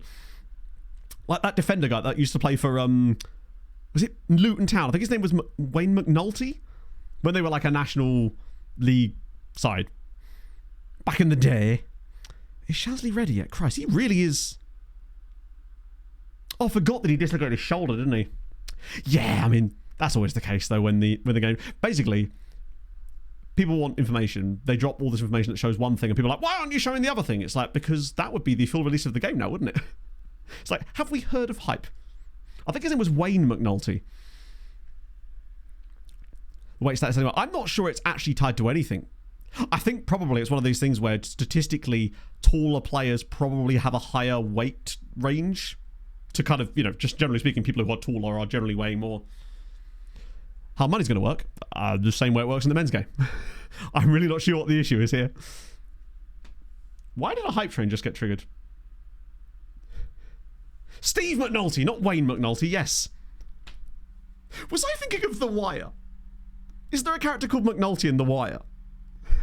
Was I just confusing a character in The Wire with Luton's former centre-back? You're right, it was Steve McNulty, thank you. More about your release date? I don't know, actually. I assume so. Smaller scale finances? Yeah. That's just the scale, isn't it? It's in the same way that, like, player values work in leagues because it's tied to reputation. I presume there would just be a new metric that they put in there, right?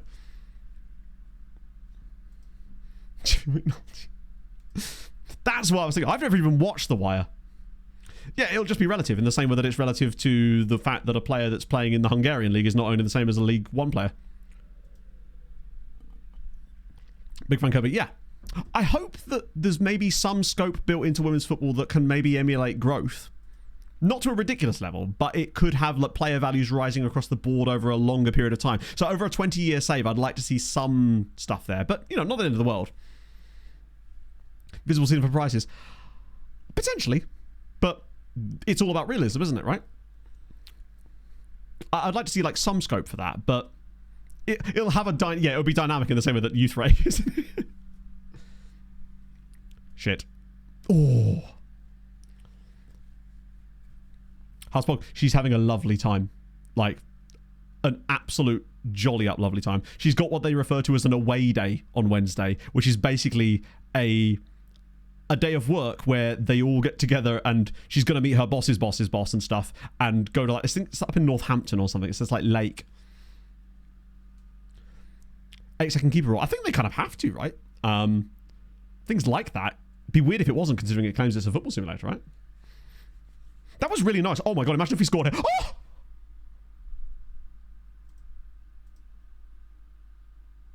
Sorry, can we just talk about how amazing that goal was?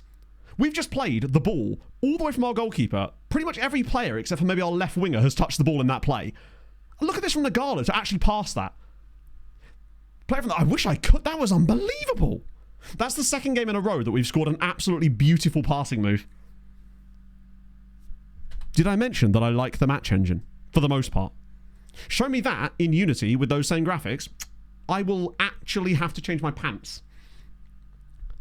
That was tremendous. Also, it shows that Nagalo has kind of not dropped off. Tristan scored in every game so far this season. This is amazing. Rafinha B. I have no idea. I don't even know how good he is now in FM, but I assume, given the last couple of seasons he's had, he'll be incredibly good attribute-wise. Stop using... yeah, I'm just switching the tactics in between games, right? Well, that is goalkeeping. Leon are very not good, aren't they? Velasquez has scored again. It's another assist for Bindu, who I think is on set pieces at the moment due to the absence of Mr. Anderson. Mr. Anderson. Reach a million in the women's game. Oh, it's definitely growing. It's just going to take time. Yeah, I mean, goalkeeping is perhaps a strong word there, actually. Mr. Solberg there perhaps would have been better off doing rallycross. Not rallycross. There was definitely a rally driver called Solberg, wasn't there? Oh, now they've got an injury as well. They've amazingly got a point at one point in this season. Don't know how that's happened. Petter Solberg, there you go. References. I brought them. Okay. I'm just looking forward to being able to manage the Fulham's women's team, honestly. It's great. There's bloody content creators going for the meta. I think it's, as always with these things, you're going to hear a lot of opinions that you're not going to agree with, and they're going to be very loud, because generally speaking, people like to be wrong, and loudly. That's okay. Generally speaking, if you agree with something, you're very rarely going to be that effusive about it, because you kind of look at it and go, oh, that's cool, and then go on with your day. That's the way I look at it. Like, as a content creator, I get to do the thing where I actually do get to be enthusiastic about something publicly and over a long period of time, which is nice. I feel like you almost kind of have to kind of balance things out a little bit. Probably England. Oh, Abom, I have some disappointing news for you, my friend. The energy isn't the anger in it. That, and just with the way that social media algorithms work, they promote negative content because it causes more engagement and dashes down the platform longer. Yeah. Oh, go on. I say go on, I meant defensively go on. Yeah, it's fine, we're offside, we're good. We'll be pleased with that. Hell yeah, it was awesome. I don't believe Single for Life that they've got international management. They haven't suggested it, anyway. Not bad, FM. I actually think that this might be a hot take, but I think that having women's football in FM is going to do more for the women's game than them being in FIFA. I realise that FIFA has a bigger market, or like FC or whatever, but there's something about the depth that FM offers that will actually get people to... I think people will engage with the women game in FM more than they would do in FC. Gee, Wally, thank you for the 16 months. I believe there was, well, in that screenshot, or the things we saw, there was no indication of any shouts in there. More indication? I guess so, yeah. I suppose it's just that FIFA has such a massive audience, I guess, but I don't know. I'm standing by it. We'll see. Either way, the way I look at it is this. If you're anti-adding more leagues to FM, I'm not sure quite what you're looking for out of it, right? To me, I always want more content for the game, and that is just an insane amount of new content. Probably the biggest amount of new leagues added probably in the game's history, in a way. What I think it has done as well is made Journeyman saves even more awesome. They have a local women's team. Exactly, yeah. Like my local, obviously have a women's team. We also have this youth agreement with like Cambridge United as well, which I think a lot of teams in the area do. Ah, shit. That's annoyingly bad defending. Countries are not playable. Yeah, I mean, I suspect that Saudi will get added in the next coming years, right? That's really bad defending from Velasquez there. Its relevance in football is too large for it to be ignored at some point. Oh, this better be us scoring. Why is it 26? I feel like this is part of the new era thing, isn't it? I think it's a good move from them from a semantics standpoint. Oh, come on. Please, don't you dare concede 2 goals directly after each other. Oh!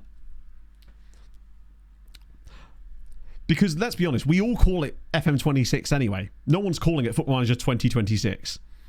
So I think it almost needed to happen to catch up with the vernacular that people actually speak.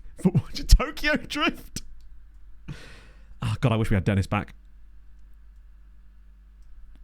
And Shazzy. We are missing... I mean, if we're getting these wins without them, then brilliant. But it does feel like we are perhaps lacking a little bit without them. I should have brought Eric on there. What am I thinking? Actually, I'll do that. Swap those two over. Let Eric actually play. Full image. Oh, really? Okay, interesting. Sportstive? God, that's a big old tackle. Oh, come on, Dardan. Now drop it across. Let's kill this game off. Oh, Eric. Oh, it's just wide. Yeah. You could argue that sometimes, like, when they do make changes, it's because the messaging around it isn't always great in the sense that it's not always explained properly. But then sometimes you can over-explain yourself, right? I'm very guilty of that. Go on, Frederick. Oh, what a... Oh, that would have been such a lovely goal again. Football Manager 1. I genuinely thought there was a chance that they were going to call it just Football Manager or Football Manager X, but that would have been silly. But I thought there was an opportunity that they could have just gone Football Manager. But then people would have been like, oh my God, it's going to be games as a service. That was a lovely bit of play. I'm amazed that he didn't shoot there. Kevin Yoga. Kevin Yoga. That's amazing. What's his balance like? You wait till you find Jonathan Pilates. He's great for the core of the team. The Football Manager. You rang? That's me. I'm one of those. Oh, slip him through. That's glorious. It's Binder. Yet again. Oh, dear. Never mind. Pretend you saw nothing. Miss could have been... Yeah. I'm not sure what it's going to take for them to be better at that side of stuff. I do... Oh, come on. It really is doing everything it can to allow Leon an equaliser here, isn't it? These weird defensive decisions. Oh, Kilaza, man. This is why I don't want to get rid of him. Because he does have a habit with his insane reflexes and one-on-ones pulling out those types of saves in crucial moments for us. And it saved our asses more than once. Their goalkeeper is up. Oh, my God. Please don't let their goalkeeper score. Oh, for crap. What is... That is an unbelievable header from Chowie. Go on, do it again. Fuck's sake. Well, there we go. Second phase, I guess. You always knew that was going to happen. Once Chowie headed this here, I thought we were clear. But then he kind of just... Actually, to be fair, he has got a man. But then no one tracks Arnell across the box. That is annoying. Because these are games that we should be winning. Oh, please no. Fucking hell, I thought I was going to give him another one. Basically, they need a dedicated social media manager whose job it is to solely act as like the... They just seem to behave very differently from like a marketing and PR standpoint than almost every other games company. And perhaps they're a little dated and out behind on things like that. But I just don't know where their priorities are with... Oh no, we're going to get done again, aren't we? Well, I don't know if they really even have a social media team. I know they have a comms department because I know who works there, but it seems like their jobs are actually very different to that, and then they have to do that sort of stuff on the side. Like, this was pointed out to me, and I agree. This is what Pog said when she looked at the trailer. She said, and this is a simple thing, I realised, but it's just basic stuff. She said, why are the kicks not timed to the beat of the music? Like, you've got this piece of... It would have been so easy to just have that work more fluidly if you just timed the shots to the actual beat of the music that they'd chosen to use for it. I know it's like really simple things, but that's the sort of stuff that like someone that works in that field and understands how those things are put together would know to do, presumably, right? They pulled it, which either means they found one or they've just gone, actually, nah, we don't need one. Manage harder. You can only play as James McClane. Or John McClane. When I say marketing, I more mean like... well, say you're the distributor, but I'm pretty certain a lot of that they did in-house. Did that better? Yeah, it's... I guess. But like somebody has to be having some kind of input here in a way that is... It just feels very dated still. But, on the plus side, at least we've moved on from a 42-minute video. So, you know... You've got to take the good with the bad, I guess. Hobbs and Luke Shaw. I like that you probably racked your brain there trying to think of a player called Hobbs. Heavy. Let's look up the heaviest fella while we're at it. Manager, he'd have to, right? Presumably. I thought that guy's name was Tagliatelle then. Ripple effect, true. I just think that there were better ways to show it off, and it makes it very difficult for hype on social media, which is obviously Jonathan Hogg. There you go, Hogs and Shaw. Transparent communication with it, yeah, exactly. And FM is, much as they try to be a sports game, because they are, but they have so much more crossover with strategy games in terms of the player base, at least for me. Do you know, yeah, actually, if we got 42 minutes of them actually showing stuff this time around, presented by James Allcott, obviously, maybe we'd have forgiven them a little bit. So the heaviest lad in the game, lights, by the way, is 50 kg. It's got to be over 100. Oh, there he is. Carjaneo, 6'8" goalkeeper, playing for Belenenses B, 22 years old, and he is 100 kilos. He's an absolute Brazilian mountain man. 5 minutes on the dynamic. I don't know. I wanted more than that. He's a chonky boy. Anyone? A 99 as well at Exeter City, Jamie Reed. A 6'6" goalkeeper. I wonder who's like the most sort of... There's a 6'2" goalkeeper here called Max Ulig, who's just retired, but he was only 6'2", 97 kilos at 6'2". That's quite big. I just had a load of stuff like collapse downstairs, so I'm hoping that's Pog doing something and not just a gust of wind. And now a load more stuff has just fallen over downstairs. What is she doing? Wait, she's not even... One second, chat. Just gonna back in a minute.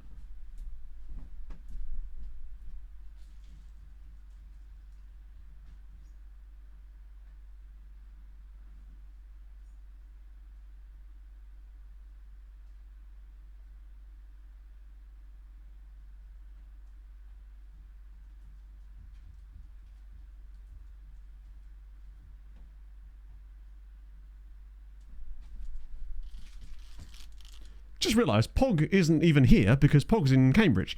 Turns out it was actually just a load of shit falling out the bathroom window because there's a really strong breeze. Just more furniture breaking itself independently of anyone actually engaging with it. Just screaming from a distance. Thing is, you wouldn't even know. I could have been murdered and you wouldn't know. 6'8". But for 6'2", what fell out are just all the deodorant cans. That was, yeah, I guess it's quite breezy outside, so I guess a strong breeze came through the bedroom window straight out the back. The house police? No. River police, maybe? Oh, dear. Yeah, the murderer, to be fair, the murderer would probably do a better job. I mean, I don't know, Andrew. I don't know what's going on. Strong for breeze?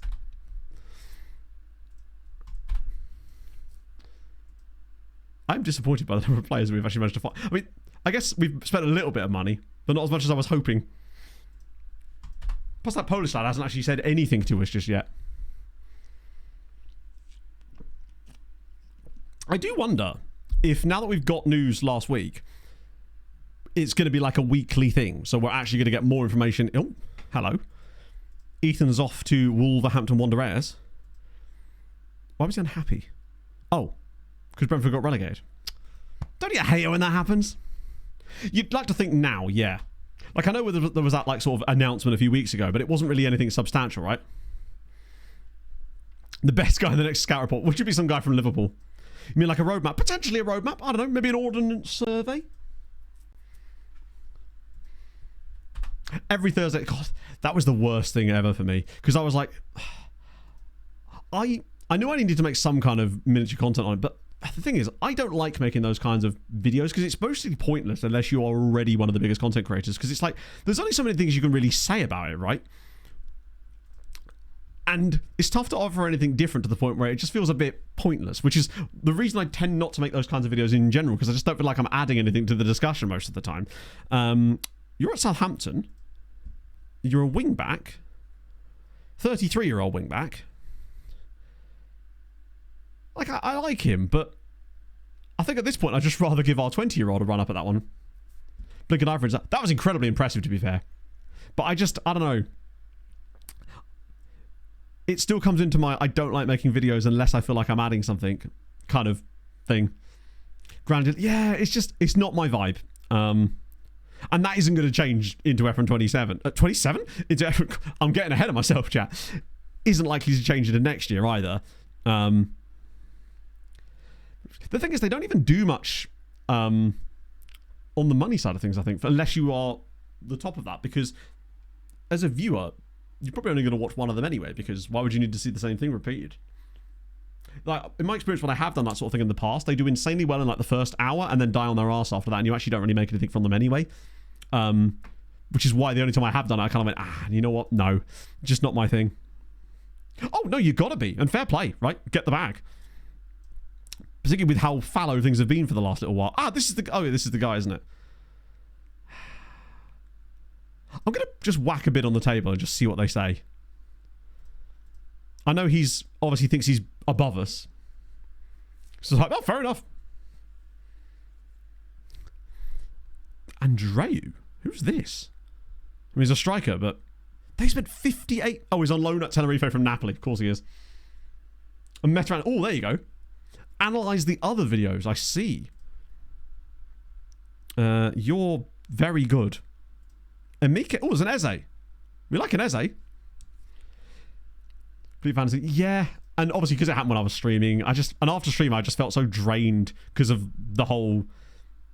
I think it's just when news drops like that when you're live, and I couldn't really sit... down and actually watch it like just alone with my thoughts and form a proper opinion. I was having to do everything on the fly, and that just is never great for the way my brain works. I can't seem to form proper thoughts unless I have a chance to think about things and actually take my time over it, which is why I wait till the next day. But like, you know, I thought that was Federico Chiesa for a second. There's a lot of Ukrainians in this report. I guess we must have looked at Shakhtar recently. Get those guys around again. That guy at... Wait, hang on. What's the 27-year-old at Fulham doing here? Girardin. He's good, but... Come on, Dennis exists. A striker, I would never dare. If I ever do sign a striker, that's when you worry. English players in a VPA. We've also got Brian Robbles. 26, though. It's a lot. It's throwing a lot of left-sided players at us, which I guess it's like, hey, you need depth here, but they haven't met Stanley Tucci yet. There's also Mr. McKenzie here of Motherwell. He has very little balance. He's only 16, but I don't think that's going to come... Wow. Man needs some ballet lessons. Go full Billy Elliot. Right, anyone in here that's good, please? You're 18, but you're another right back. Lev Kuleshov. Pacey. Not much it. And I had the pod later that night as well, exactly. But maybe that's just my own, like, weirdness about making stuff like that. Was he a right back / striker? Even better. He's actually kind of intriguing. But I just think we could probably find better. Although he does have 17 tackling, which is quite nice. But it's 18... Yeah, well, you see, almost certainly, yeah. First save from 26. So the beta, most likely, barring some massive change, is going to be Slavia. Hopefully, maybe men's and women's team at the same time. But that will depend heavily because we don't actually know what women's leagues are going to be included in the game yet. Wait, is that the same guy? I assume that is the same guy. Ruslan Volkov. Ooh, Ruslan's... He's only 17, actually.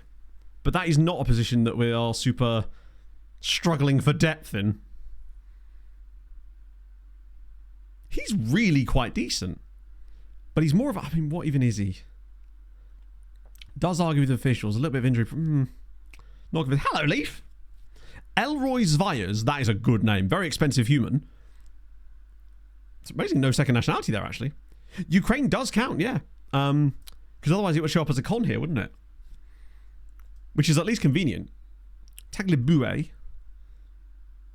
Oh, he's quite match engine-y. Sell Jacob. Well, we can't sell Jacob because he's only joined us this season. So there's no, like, he's not going to go anywhere. That's the problem. Like, you can't realistically sell players that you've signed in the same window because they'll all fall foul of that 3 clubs nonsense thing. It's Faizulan again. It's almost like he's on my shortlist. Jesus, this is just all the Shakhtar players. Wow! Joke, it does still exist, but I still haven't really fully been able to understand what it actually does. But yes, it does still exist as a concept. You okay there, Ole? Play for all 3, I suppose, but no one's going to buy him because of the whole... It seems that it's very difficult to ship a player that you've just signed off in the same window. Without, like, losing basically every single penny you've... Not that we signed him for free, obviously, but he's here for death. And given that he's good now... I just don't think these guys are that great. Absolute fodder. And Jakub Novi he's very much not that. He's one of those guys that's... Obviously, he's injured at the moment, but he's just a really well-rounded player that we managed to get for free. And no one's realistic... I mean, it'd be funny if someone was like, hey, I'll give you 20 million. Nah. Not in the same window. Yeah, I have no idea what the Joker window does. It probably does say, right? In the league rules.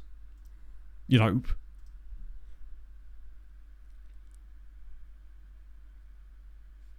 So it's this here, isn't it?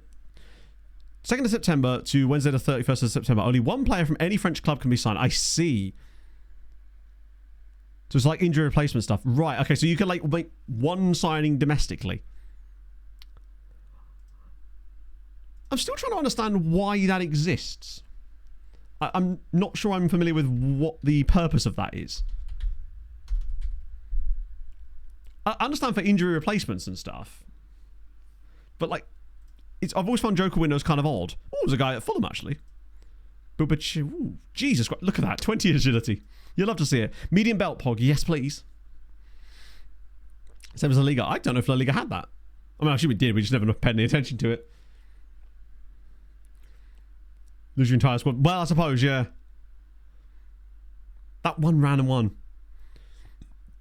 So yeah, that's the Czech league, Matt. We're not even looking at the right thing. That was the Czech national team. So currently, it is mostly Slavia. Although that one random season last year where Karvina won it, just out of absolutely nowhere. We've had a couple of, wow, it was actually kind of a weird one. So it was mostly Sparta with a few little Victoria Pilsen wins in there. And then all of a sudden, Slavia just took over. And then that one random win in the league for Karvina. That's very impressive, actually. How much did they win it by in the end? Wait, what?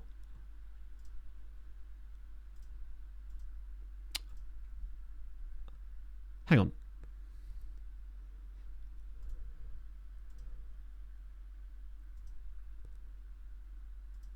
Am I being true? Or was it? Oh, it was that, wasn't it? There we go. So yeah, they won it. I was thinking to myself last season. They went from winning the league to coming 9th. So they came 7th, then won the league, then went straight back to 9th again. I kind of respect it. They just came out of nowhere, won the league, refused to elaborate, and then left. Somehow joke-proof. No, keep going. When you've got the answer, do tell me. I'm curious. What does their, like, progression table look like? Yes, they were actually okay for a few seasons. Then, ironically, stepped all the way back, then won the league, and now have really dropped off. Although, it looks like they've started the season pretty well this year, though, with 10 points. Anyone crazy in the top flight that shouldn't be there? Most of these teams I recognise. We'll have to get used to these teams and learning how to say their names. That's going to be the biggest challenge. SOCHAUX not... He's never going to leave River Plate, is he? Final time. I did see something about that, but it was one of those things that I just sort of scrolled past. I just saw Peter Crouch walking into this can't be that interesting, but was that what he was? How much taller was he than the player who he's walking out with? Please tell me it was the shortest player on their team as well. Isn't just agility engine. Yeah. It is crazy the number of like high agility players you see. Oh, hello. French centre-back from Marseille for £40 million. I bet you he's not even that good. Actually, to be fair, he is quite good. But not worth us spending our entire budget on. Much, much taller. In that situation, you have to surely go with the shortest player on your team. I want to see you make sure this is not like copyright footage.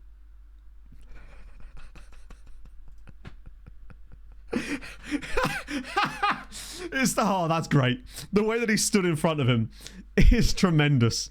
But I feel like they missed the trick because I'm pretty certain that these two are roughly the same height. Maybe these two are the shortest on the entire team. That's tremendous. I also just love how the shorts fit, or rather don't. So this was Farnham Town. What division of Farnham Town in? Oh, I see. It was a Fantasy League forfeit. That's great. One thing.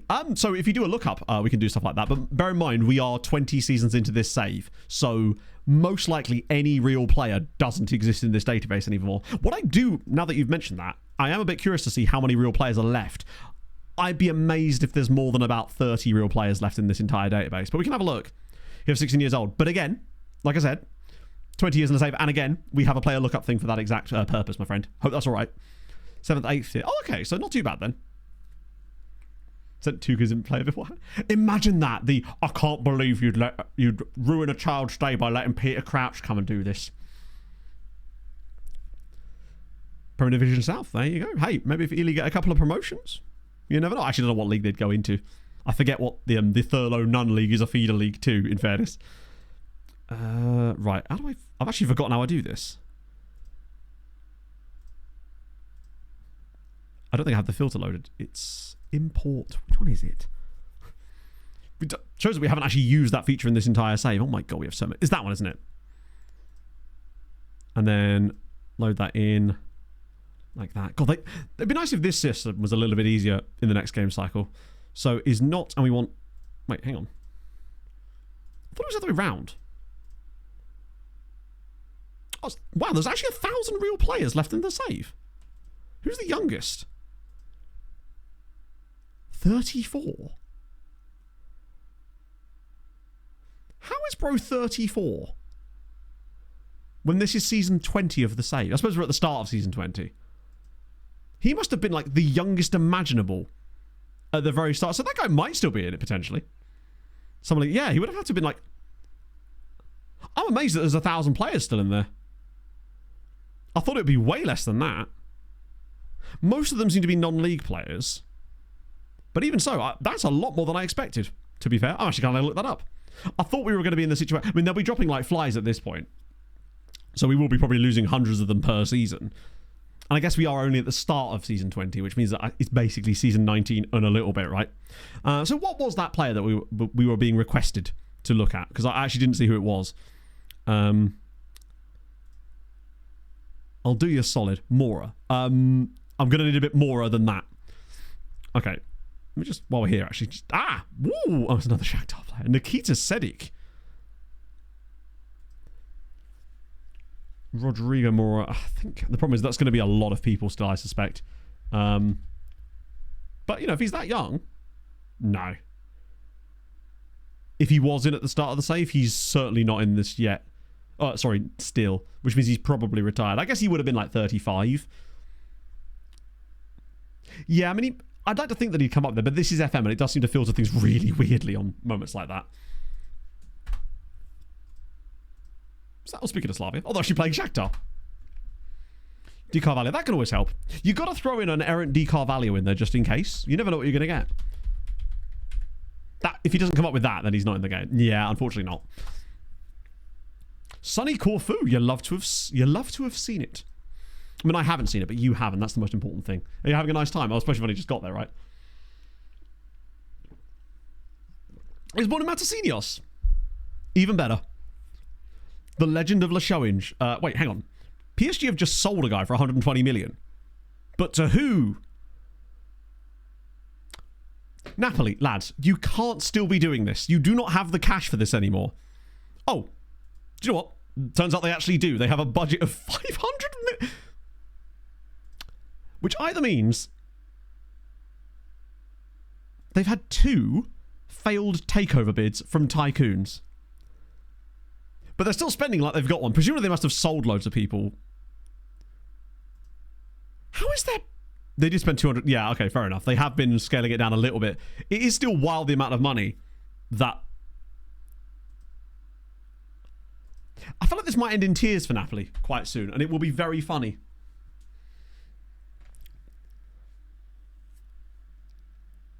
Joel Bison. Sent in. Grabowski's in, finally. Another poll across the line for the depth. I like his attributes, so I'm okay with that. I don't think he's going to play as much as he wants to, but he might be a good value move on for later type of job. At least he went to the first team this time. Guy from Hartlepool. Wait, what? They signed a guy from Hartlepool. Un momento, por favor. Was it this season or the previous season?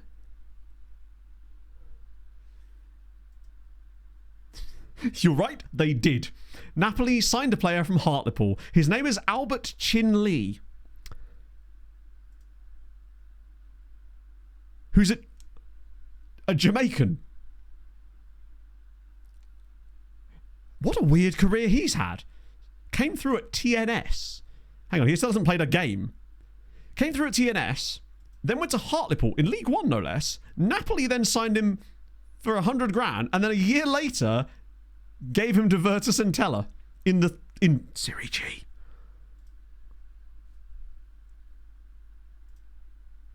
And he's from Oswestry, or Oswestry, I can't remember. So very bizarre. I thought he would be like maybe Hong Kong second nationality or something. You think if they were going to launder money, they'd launder a bit more than that. Like, it's only 100 grand. I don't think I've ever seen a transfer from Napoli, from Hartlepool to Napoli before. ID glitch. I don't think so. Because that wouldn't really cause anything like that. The only thing that really affects is the silly national team caps thing. Now, if he had caps for some random nation, it probably is the same reason that loads of the Serie A clubs were signing a load of... You remember when we first turned on the Italian fourth tier and we got all those random players in there?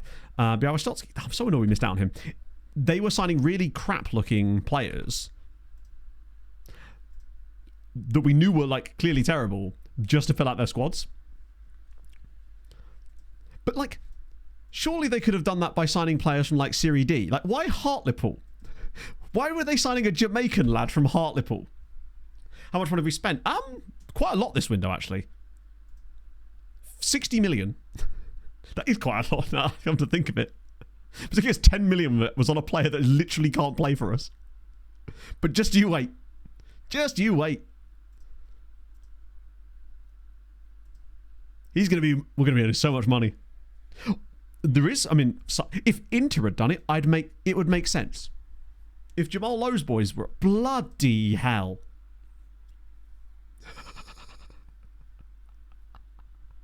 How the hell are we supposed to beat PSG?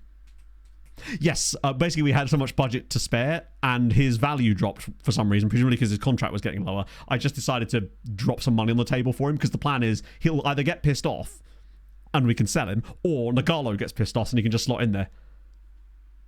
We're just never going to win it, are we? Even the goal that Stade Rennais scored was an own goal from Simon Tipple, who I'm actually surprised didn't score for PSG as well. How many goals have PSG scored in 4 games? 20. They're averaging 5 goals a game. We're screwed.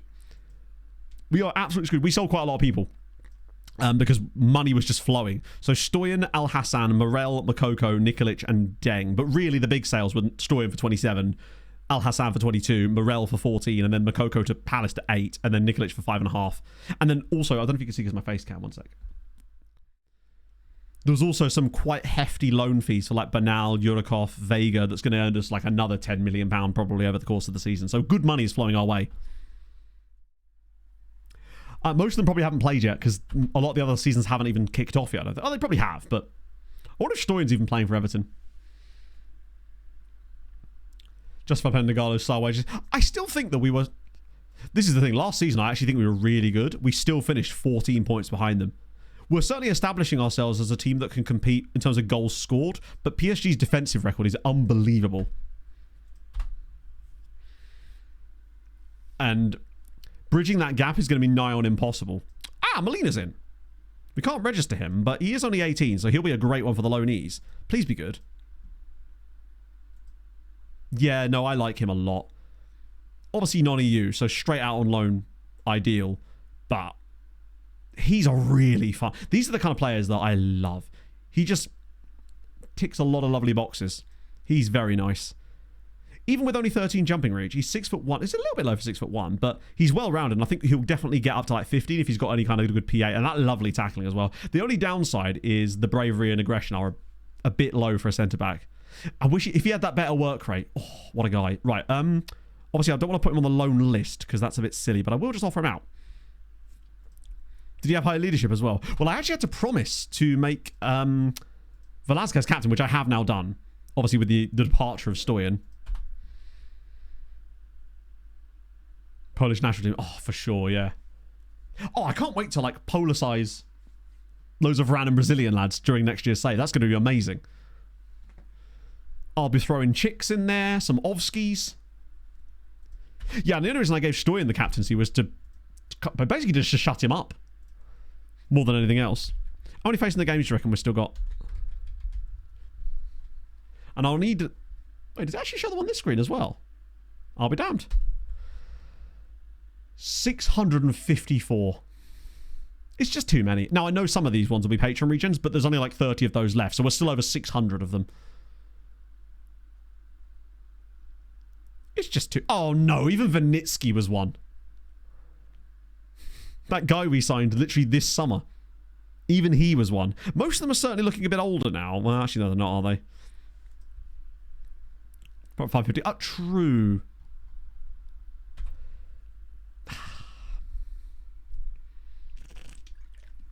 That result against Lyon really did irk me. Because I was really hoping that we could just literally... The only way we're going to have any hopes of staying with PSG this season is to win those games, particularly with PSG. They've put 7 or more goals past a team already twice this season. And Toulouse was actually one of them.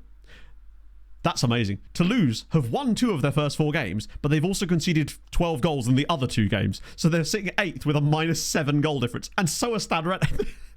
France is weird, man. Feel dirty. And so you should. But really, it's on me for not checking that. Right.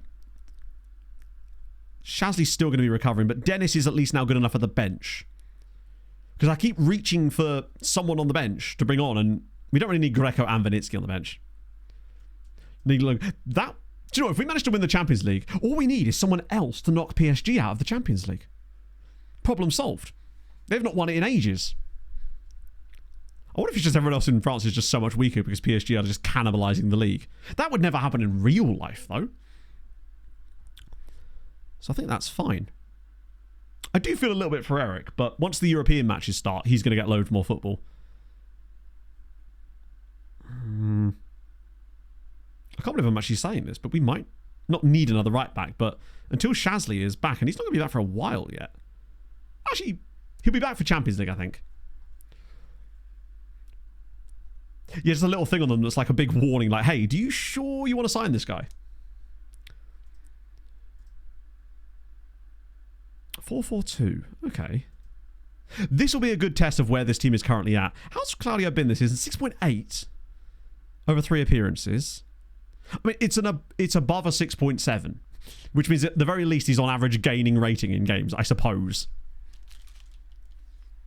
Well, I mean, for those of you that stuck around, we're at the end of the last stream of last season, of course. We watched the Champions League final last year between Napoli and Tenerife, where Tenerife should have won the game, but missed a penalty in extra time, and then Napoli beat them on penalties because I can't remember who it was, one of the Tenerife players. Chip did a Panenka penalty in the Champions League final penalty shootout, and it was one of the reasons that they lost that game.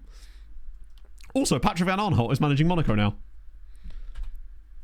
But the fact that we were able to build a team that then went on to reach a Champions League final, was it Alte? Hey, at least it wasn't a guy that we signed. I don't think we signed Alte, did we? I hope we didn't. I'll be very happy when we've got Dennis back properly, though. Just want to keep an eye on... It just needs to be another win. Particularly as from here on out, all the way up until the Champions League games begin, we've got one game a week, and that's really, really important. At least old Paddy and Mbappe got one goal for Toulouse. In fact, despite the fact that Toulouse and Stade Rennais have been getting clarted a couple of times, it's actually Nancy that are bottom of the league and have a horrendous goal difference. Maybe they've just been losing every game by like 2 or 3. It's Matsuoka. Oh, it's beautiful. Ryosuke Matsuoka. That's not even really his job in this team, but that is some strike. Nagalo struggled, though. Something to keep an eye on. Patrick Mbappe seems to never not be there, doesn't he? Who got the assist for this? Was this Sabila? This is actually a lovely goal. Just out of his feet, and then just a rocket into the bottom corner from our DLP. Very nice. More of that, please. Particularly as Claudio's had a really poor start to the game. We could do without... Oh, no. Come on, Eric. Oh, my God. He isn't a world-class keeper. I refuse to believe it. Show me him playing for Guernsey. He's one of the worst defenders. Him and that guy... Betrancourt. I think he always spawns at either PSG or Marseille, and he's always goated. I must admit, in this save, actually, I don't think I've heard of him yet, which actually could just mean that he's yet to be really good. Oh, come on, Nicholas. You know, I'm actually okay with that little touch. Right, come on, let's try again. Denise. Shit, right, big header needed. Nod it down and we'll go again. Nice. Oh, that's a great pass. Wait, he's still in? Tristan? Yes! Tristan Barnetche. Oh, God, it's so good to have him back. He seems to have basically missed absolutely no tricks. Fight PSG this season. I think what it will come down to is at some point maybe they'll drop points, but they might not do given where they're playing. It will come down to the games we play against, and that's a lovely pass from Matsuoka. But the fact that Tristan's already slotted 4 goals for us this season, he's had no injury issues starting into this year at least, touch wood. But I feel more comfortable because we've got a great boost anyway. This is really good. I think chasing PSG is going to be very tough. I'd like to try and close the gap. Because last year it was 14 points and they scored nearly 100 goals in a 34-game season. We were the second highest scorers in the league. But the difference was they only conceded 16 times in 34 games. And that is just so difficult to play against. You really almost have to do your best to win the games and hope that the FM stuff are going to go in your favour. And then try and do the double over PSG and get the swing that way. Because they're one of those teams that basically just don't drop points most of the time. Oh, look around the corner. If you could have just looked around the side, there was a Brilliant pass on for Binder, as usual. Right, here we go. That's the one. Barnacci, get across your man. Or just... Right, Stanley. Oh, it's Dennis. Don't know why Dennis was all the way up there. Right, if you could just move back. Here we go. Tristan's going to have to look back post now. This is where we need Nagala to be getting in there. It's Tucci. It's Matsuoka again. Oh! My goodness me. Wow. Matsuoka has scored 2 oh my goodness. He's throwing it back to the days when Santiago Velázquez used to do this from time to time. But never, I think, twice in the same game. That is an absolute... That one might even be better than the first one. That was like Mark Gay's goal against Villa a couple of weeks ago. What a strike. Who needs strikers when we've got a DLP that can bang them from range? He's got 2 goals and an assist in this game. And we've got 3 goals off of 0.4 XG. Is this how bad he is? Let's have a look. Oh, he is a bit bad, isn't he? Actually, I've never even heard of BKV Norrtälje. I'm assuming that's a Norwegian lower league side, but not one I'm familiar with. Or it could be Denmark, I suppose, but probably not. Fair enough. You've proven it. You've proven it. There is actually a bad version of him for once. Hello, Dan. I don't know if he actually lost any attributes due to the injury. And if he did, it would have been things like bravery, which is 12. We could have a look, because it will be on his attribute chart, right? Oh, we do not deserve to be 3-0 up against Monaco here. But I guess it kind of makes up for that annoying Lyon game. J-Tears, thank you for the 32. How is your Sunday going? I can finally say afternoon because it's 12:02 now. Swedish club. Well, surely they use the umlauts on A's in Norwegian as well. Right? And he is Norwegian, so I just assumed it was Norwegian. Santi, he might have done. Santi definitely did have a preponderance of scoring the occasional bangers. Like, he would always contribute like 3 or 4 worldies per year. I mean, I'm hoping that Matsuoka hasn't used all of his bangers in one game. God, this is when we're at our best, actually, in these little pockets. But I think I am correct on that one, though, surely. Oh, it's Binder for 4. It's 4-0. Oh, was it a Swedish club he spawned at? Okay.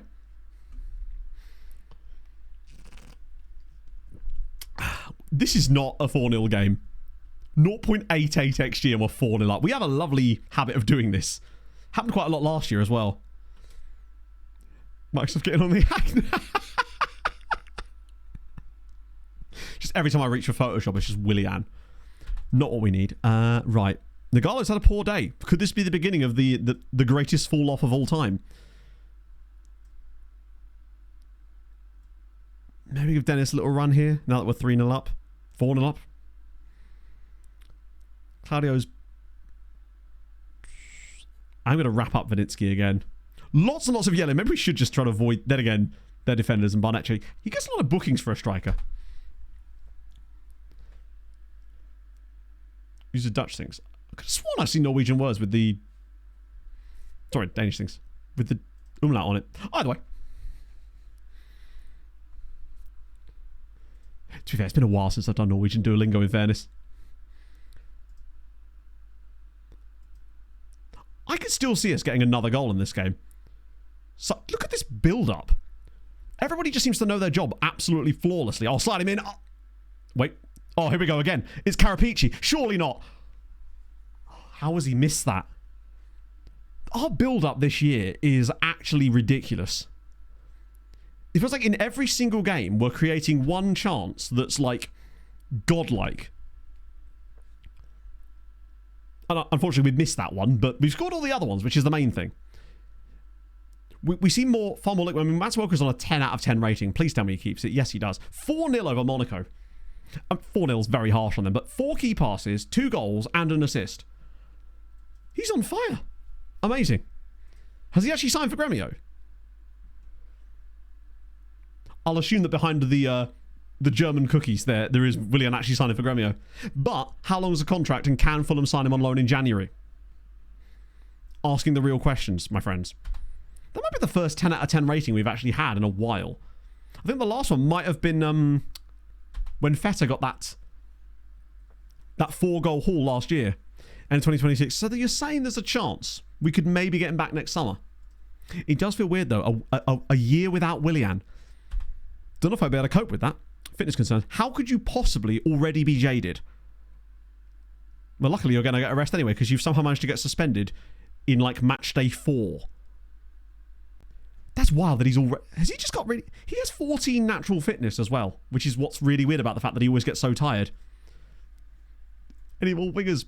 We've got Kevin now. Okay, Pogs. Pogs, about, like, 20 minutes ago, everything just blew out of the bathroom window. Club ambassador. He could win a Forever Fulham award. La Liga. Yes, they did. Well, yeah, they did, in fact. Not just won it. They actually won it by quite a distance, if I recall. Where the hell is La Liga? Hasn't started well this season, but yes, Tenerife did, in fact, win the league last season by, I think it was like 11 points in the end? 12 points. They won the Liga by 12 points. Now, it is a bit of a fall-off year for Real Madrid and Barcelona. Like, it's rare that they lose 19 games between them. But 94 points would probably win them La Liga. Okay, maybe not that year. Fucking hell. A lot of years that would certainly get you in the battle. But they're going to need a better season than this. Except for Kevin. Kevin is an excellent name. I love Brazilian footballers with, like, really mundane-sounding English names. It's great. Fred is another example of that, really. Right. Is anyone? Oh no, PSG have already played. It's fine. Rules. The league can rest easy for a week. A Steve would be an excellent one. I was going to say Eric, but honestly, Eric still feels a little bit too classy of a name. We need like a Terry. I want a Brazilian called Terry. Kevin Dos Santos. You have to say it properly, though. If you're going to do that, Dan, you must say Kevin Dos Santos Lopes. Nancy have conceded 5 more. Okay, maybe they are really bad then. Yeah, they've conceded 16 goals in 4 games. They're averaging 4 goals against per game, and PSG are averaging 5 goals for per game. Awesome. Where do we sit on this? Are we just, like, trapped in 3rd place on that? That is his full name, yeah. Esteval. I guess so, yeah. Fulham just lost 8. Why am I still being told about this, by the way? Fulham just lost 8-1 to Liverpool in the league. Let's just pretend that didn't happen. Middlesbrough up to 2nd in the Prem. Shout out to them. Also, Nelson Christopher, that ridiculously good... Jesus, he's great. Norwich might actually have a shot at doing something decent with him. Spurs have won 5 consecutive Premier League titles. We are truly living in a completely new universe. It's the lack of Daniel Levy effect, I'm telling you. Hang on, all 3 of them have already got a ban. It's match day 4. And both of our centre-backs and our left-back are already out for a game.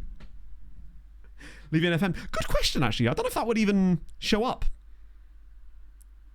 It might do. We're in last 10. Oh, so it counts last season as well. That's annoying. It's like clean slate, lads, eh? It's like Valtteri Bottas getting a grid penalty when he comes back to F1 next year. The goal. Spurs.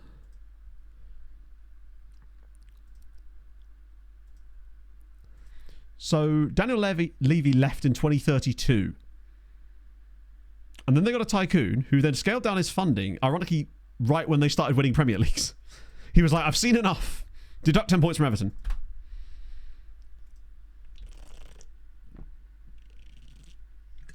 We haven't actually, no. That's a good point. Don't have a recruitment meeting. We don't want that. Loan offers from Molina. God, I wish there was one in here from a French side.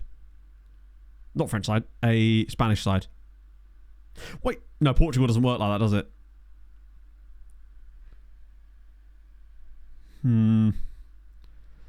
All I'm asking for is like one Spanish side to be interested in our boy here. On the plus side, they're actually offering quite large money. Like, what are they offering? 95 grand? No, 85. That's not bad, actually. We could work with that. I might just try and take the piss. See if they're up for it. £1 million? Lads, crack on. I assume he's willing to discuss terms with all of them, so... That's way more. I like that Amiens are just in there offering absolutely nothing. All they can offer us is their love. And unfortunately, it's unrequited. Right. Bit of that. I can't be asked to negotiate with the others to see if we can get a higher bid because it just takes too long. And I'm lazy. I suspect it's more a case, Hayden, that they just don't want as much. Like, competition in it. Now the worst team is going to finish 22nd.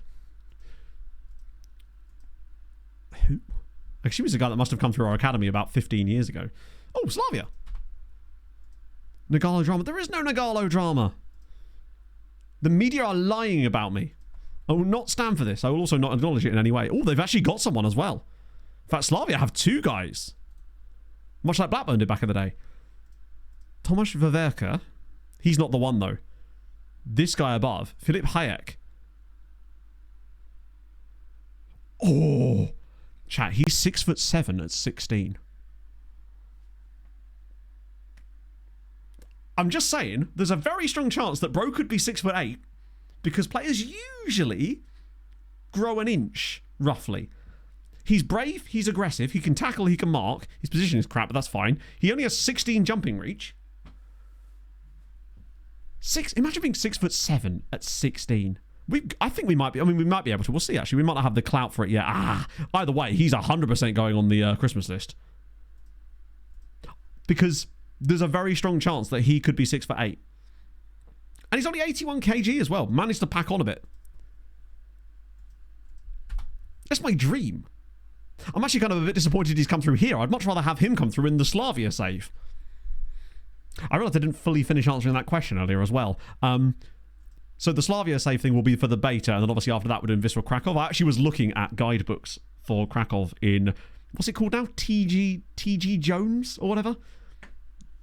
I genuinely hadn't even noticed the rebrand of WH Smiths because every product inside the shop still has WH Smiths written on it. Wait, what? 10 million?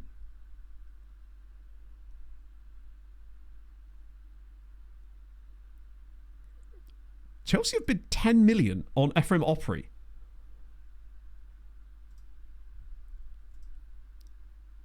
I'm just wondering if I could get involved in that.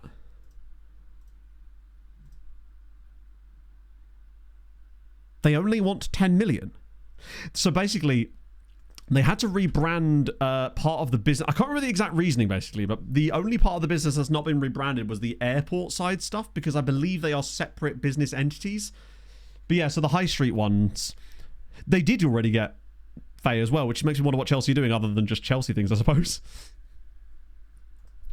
Consider which was more appealing options elsewhere. Understandable.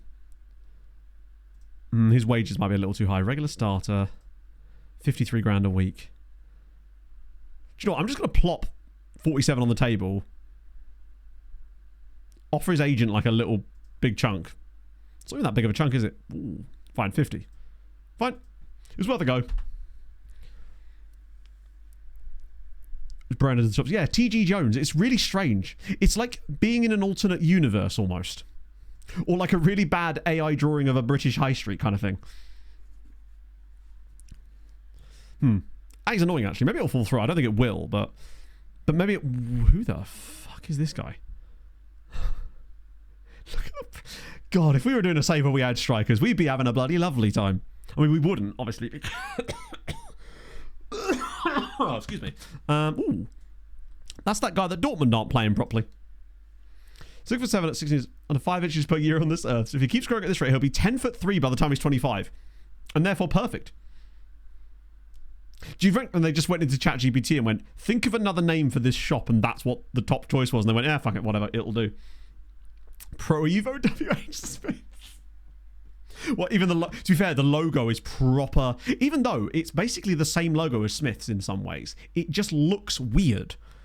It doesn't look like a real shop. It's also crazy how expensive everything is in there, but then that's always been the case, really, hasn't it? The font is crap. It is 100% crap, yeah. But I was looking at a Krakow guidebook. Because I'm going to be that guy for Pog and I's trip to Krakow next year. Right. And by that guy, I mean the one that's informed about local customs and stuff. I do really want to go to Hungary, though, still. Never got to go there during the MTK stuff, so I wouldn't mind doing that anyway. Wait, no, that's not what I'm doing here. I've got this sorted incorrectly. Porto guy, random guy at Lugo. Presumably some other random lads that we scouted before and didn't like. I'm guessing he was from Natty Cap, so I think we've got through most of the Natty Cap guys in the end. The Finnish guy's fallen off a little bit. There's a guy here called Jörg Dobler. Now that's a name. Unfortunately, he's been around. Oh, he's Swiss. Avara Mancia. They're so expensive. They're Chris Lamb. Sheffield United have a lot of players that come across my radar for some reason. I wonder if one of my scouts used to like work for them or something. There's a couple. Oh, no! Fuck! I have never in my life accidentally clicked that button before.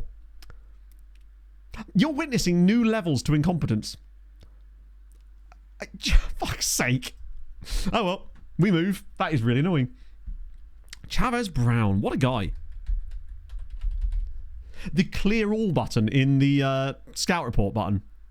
I've never accidentally clicked it before. I was trying to sort it and I just cleared the entire scout report. Brilliant. So he plays for... Oh, he's in France with us. It is Bruins. You got in my head. I got too big for my own boots. I outgrew my size 9.5. No, I think it's size 10. I don't know. Bit of a whoopsie there. So he's actually... Oh, speaking of it, I'm glad you looked at this because he's actually retiring a year from now. Playing for Orléans. So he's actually been in France for a while. Oh, he had a time. We paid 13 grand for him. That is a bargain, man. What a bargain. Then sold him to Fulham for 19 million quid, where he made a grand total of 3 appearances. Nordjylland as well, then PSV Eindhoven. Then again, Fulham got a bit of their money back just in the loans alone. And then Troyes got him for free, and now he's at Orléans, who did reach the cup final last year. What have he played? That's this year. Coupe de France final. No, unfortunately, it looks like he didn't play in the cup final, sadly. Jesus, their cup run didn't exactly help their league form, did it? They got a couple of wins in there, but it looks like that cup run might have cost them promotion. Oh, it 100% at least cost them a place in the playoffs. That little cup run towards the end of the season definitely cost them at least sort of 9 points or so, where they would have probably been around about here. Oh. All that to get clarted by PSG in the final. I'm glad we looked him up, though. Lech Poznan are into the Champions League group stage, along with Crvena Zvezda, unlike Crvena Zvezda this season. Thanks to the lads over at Paphos. Very different teams. I'm amazed that Tenerife actually accepted £10 million there for Efrem Opry. That surprises me. Shehu's on loan, finally. Is Jose still at Inter? That was a weird signing for Inter. Because he was doing... I bet... How much has he actually played? He's played 43 games for them, I suppose. Now, it does look as though he is now actually officially... Oh, no, he's not, is he? Wow, that's even weirder. If actually he's gone backwards. First 2 years for Inter, he actually started some games. And it's dried up. I mean, he's got 1 appearance this season for them. But maybe the... How many games was Serie A in? In fairness, Inter have only played 2 games. So maybe he is going to pay a little bit more. But it does look like they've upped his play. I mean, let's just have a look. Yeah, there was a period where it looked like he might actually be signable again. But it seems like he's stepped up at Inter a little bit. Only 7 Spain caps. Also, did I just see that the top assister in the league was that guy that used to play for Paris FC? I swear this guy used to play for Paris FC. Ages ago, but God, he's good. He's still only 28, you know. 74 million. I wonder if that's why Paris FC became like a competent top flight side for a while, just because they had so much funds due to selling that guy to Milan. I mean, he's racked up nearly 200 league appearances in 8 years, which is nothing to be sniffed at. Okay, so Shehu's gone. Spartak Varna. Speaking of the devil, what are these guys up to this season? Oh, that's under 19 team. What about the Big Daddy team, though? They are so incompetent, it's actually painful. No, they're just 7th. Still rich. Presumably that means they've still got their tycoon. Yep. How much have they spent this summer? £23 million in Bulgaria. That's mental. Do you know what? I'm expecting the wages to be even more mental. Do you reckon they've got anyone on over 60k now? So they've got this guy who they've spent 1.2 million from Brera. He won't be on that much, but he's still on 10 grand a week. They've also got Raul from Almeria, who they've spent 17 million pounds on in Bulgaria. 34.5 grand a week. That's from Wuhan. Oh, yeah. Wuhan 3 towns. And his name's Lothar Hotman. Will be coming back from. They've even picked up a guy from Ludogorets on a free. Oh, 2k a week in fairness. Vincent Kamalo, 3k a week from Mamelodi Sundowns. A guy from Red Star France, 30 grand a week. Even we can't be offering those kind of... Well, we can, but I wouldn't want to because that would be dumb. Rankovic, 20 grand a week from Trevenas Vesta. Gagan, 27 grand a week from Bordeaux. Another South African guy. Oh, he's on loan. Nicholas Gunnarsson, 11 grand a week from they signed a guy from Carlisle on a free, and now he's on 11 grand a week in Bulgaria. And lastly, Lothar Hotman, who's a German that was signed from Wuhan 3 towns. So he left Fortuna Düsseldorf when they were promoted, then joined I've never heard of Wuhan 3 towns. They play in the... Wait, isn't that the top flight?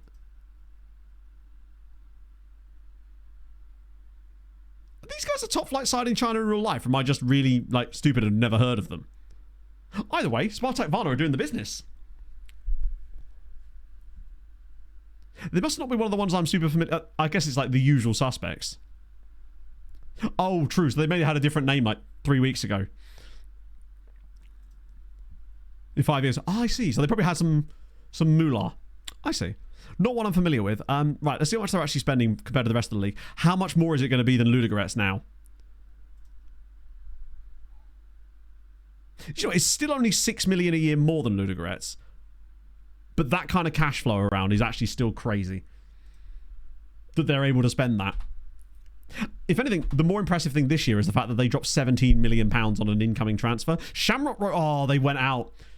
Shamrock Rovers won away from home in the Champions League playoff round against Helsingborg, but went out, which means Helsingborg are in the group stage.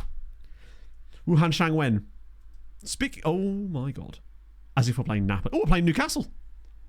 Barca and Newcastle, Napoli, Eintracht Frankfurt, Galatasaray, Girona, Shakhtar and Fenerbahce. I'm annoyed that our 2 pot 4 sides are Shakhtar and Fenerbahce. Those feel tough, but Galatasaray is a pot 3 side. 2 trips to Turkey. Yeah, home against... Oh, Jesus Christ. Eintracht Frankfurt are home at least. Girona at home. It's not too bad, actually. I think it's going to be another case of top... We've got to be aiming for top 16. Again. I mean, actually, let me look at those fixtures properly, because the home and away, I think, really does matter. So... Let me just do it by date, because that's more important here. So Girona are at home up first. No, that's not up first. What the hell is it sorting this by? FM? Which number is this even being sorted by? It's not sorting it by the year. Nor is it sorting it by the month or the... What the fuck? This is just completely broken. Either way, be better off looking on the schedule page. So Shakhtar at home, winnable. Galatasaray away, winnable. 6 points. Barcelona at home, no chance, but you never know. But also really no chance. Newcastle away, no chance. Premier League side, Champions League, away from home, no shot. Fenerbahce away, winnable. Maybe 9 points there. Girona at home, winnable potentially, depending on where Girona kind of are. And they're not a bad side by any means. I mean, they've been like regular... challenger, but never quite there in Spain. They'll probably be quite tough, but we are at home. Maybe a draw there, but I'd obviously settle for a win. And then Napoli away in Eintracht Frankfurt. Maybe we could be looking at like 13 points, provided we lose all of the games that you'd expect to. I think... Who's the captain of Girona? Chelsea are back with an even smaller offer by the looks of things. Delighted. Well, look what I've done. Move delayed. Wait, as they cannot meet the transfer fee. That's never happening, is it? Let's see. 12 points feels... That'll be plenty enough for us to get to the next round, but it's probably unlikely unless we get a crazy good lucky win. Oh, this guy here. Richard Klein. To be fair, he's really good. Dutch international. Signed from PSV, obviously. Oh, he's an elite player. I can see why he has... I mean, to be fair, the reason he has this value is because he's a really good player in... the Spanish league, basically. 17-point run. I just don't know. We'd need to get like a crazy lucky result. Like we'd need to beat Girona and then get something out of Barca, Napoli and Newcastle.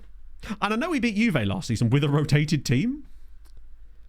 To be fair, Girona have been like top 4 or at least like European contender pretty much the entire save. So I guess they've had this constant like money coming in.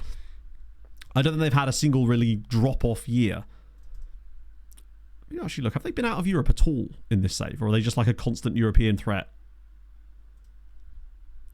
300 grand a week is a lot. He might have one of those like yearly wage rise things that often happens. So yeah, they had one season where they came 12th, but for the last like decade, basically, they've always been sort of up and around. Although they seem to be on the rise lately.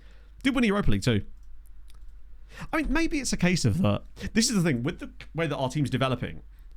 I sort of have a tendency to underestimate our abilities because I look at it and go, nah, we haven't really signed anyone that's making us too much better. But then you always forget that all the players we currently have are all fairly young, meaning that. Oh no. We're seeing development out of those players. A lot of it. Oh, speaking of, actually, I was going to check about Bonetche's attributes, see if we had any bounce backs. So we definitely lost some stamina, which he's gained back again. Let me just see the obvious ones. Bravery is... Wow, no bravery issue. So we didn't lose any bravery due to the injury. He did lose a little bit of stamina. It went from 13 down to 12, but now it's back. Pace, nothing. He's had a weird little drop in natural fitness there, actually. Surprisingly. Jumping reach is a little bit down on jumping reach too. Balance, a little bit down on the balance too, actually. His agility's remained. Acceleration is the same. Strength, a tiny drop in strength, which makes sense. There would be an element of atrophy just from 6 months with a broken ankle. He's not going to be able to work out at the same level, I suppose. But I think the crucial thing is that his bravery didn't take a hit. And damn, anticipation has just been a steady climb. Okay, cool. That's not too bad.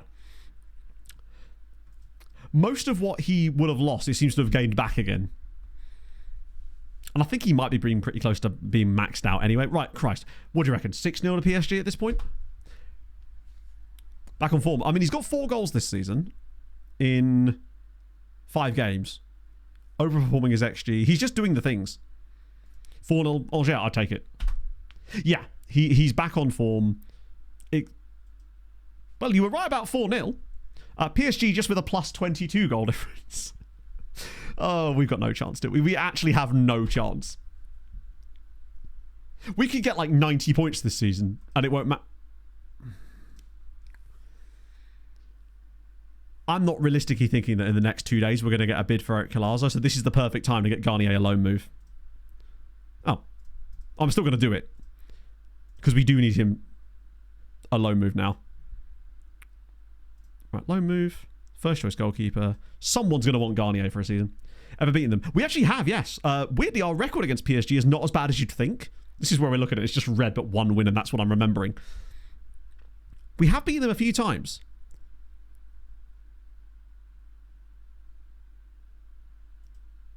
So we took over. This was our first meeting with PSG, I think. Or was it that one? No, it was this one, wasn't it? Because I remember we beat them in the 11th round on penalties. See, we beat them there 3-2. That was away from home, I think, wasn't it? No, that was at home. Then we beat them there and beat them there. Oh, shit. Like, we have beaten them 4 times. 3 if you count that one as, you know. So it can be done, but we were very lucky in a lot of those matches. Obviously, you ignore the bit before we got to the club. That's none of my business. We played them in the cup more times than you'd think, actually. Wow, we have met them in the cup a lot. I guess you're going to do, right? If you go quite deep in the cup, you're bound to play them. They're both doing pit lane starts. I mean, I suppose their qualifying wasn't particularly great, was it? So I guess they won't lose too much by doing that. But what is the reasoning for it? It is a 2 o'clock start, right, for the F1. We beat them again. If the pattern holds, potentially. New PR, fair enough. I suppose now's the time to take it, really, isn't it? Capstani. 48 million for an attacking fullback. I don't even have 48 million. He's also... He's good, but 48 million good, he is not. Besides, don't they know we've got Dennis? Well, we won't for the next game. In fact, we are going to be... I don't know who the hell's going to start on our backline in the next game, given that 3 of them are suspended for this one. Hopefully we'll still be enough to beat Lorient regardless.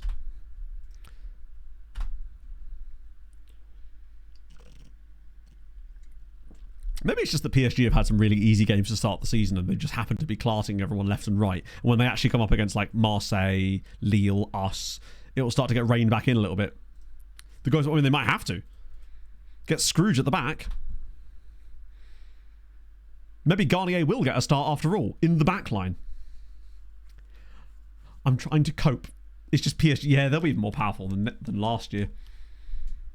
Like, they had a couple of standout wins last year, but the fact that they've started off this strongly... Although, that last game, the 4-0 win, was technically a below-average amount of goals. So they actually dropped their average goals per game by winning 4-0. Sort of shows you the levels we're dealing with now. 24 goals in 5 games is a bit excessive. Kravinovic. I don't really want to do that. As much as that would help for his development, I kind of want to keep him here for 6 months so that we can train him in the position properly and maybe start getting him to work on that ball control a little bit. Maybe once he's got a bit more confident, then we can loan him out in January or something for the football. Radek Kubek, wow. He's only 23. It's weird seeing players that feel like they were at the club ages ago and they're only in their early 20s. Fabien Simon's there. Okay, cool. Right, Sven's back if that helps. What we need is all of our rivals to start falling over each other. So we've... Oh, my days. So Dennis is out, which means it's probably going to have to be Vanitsky here.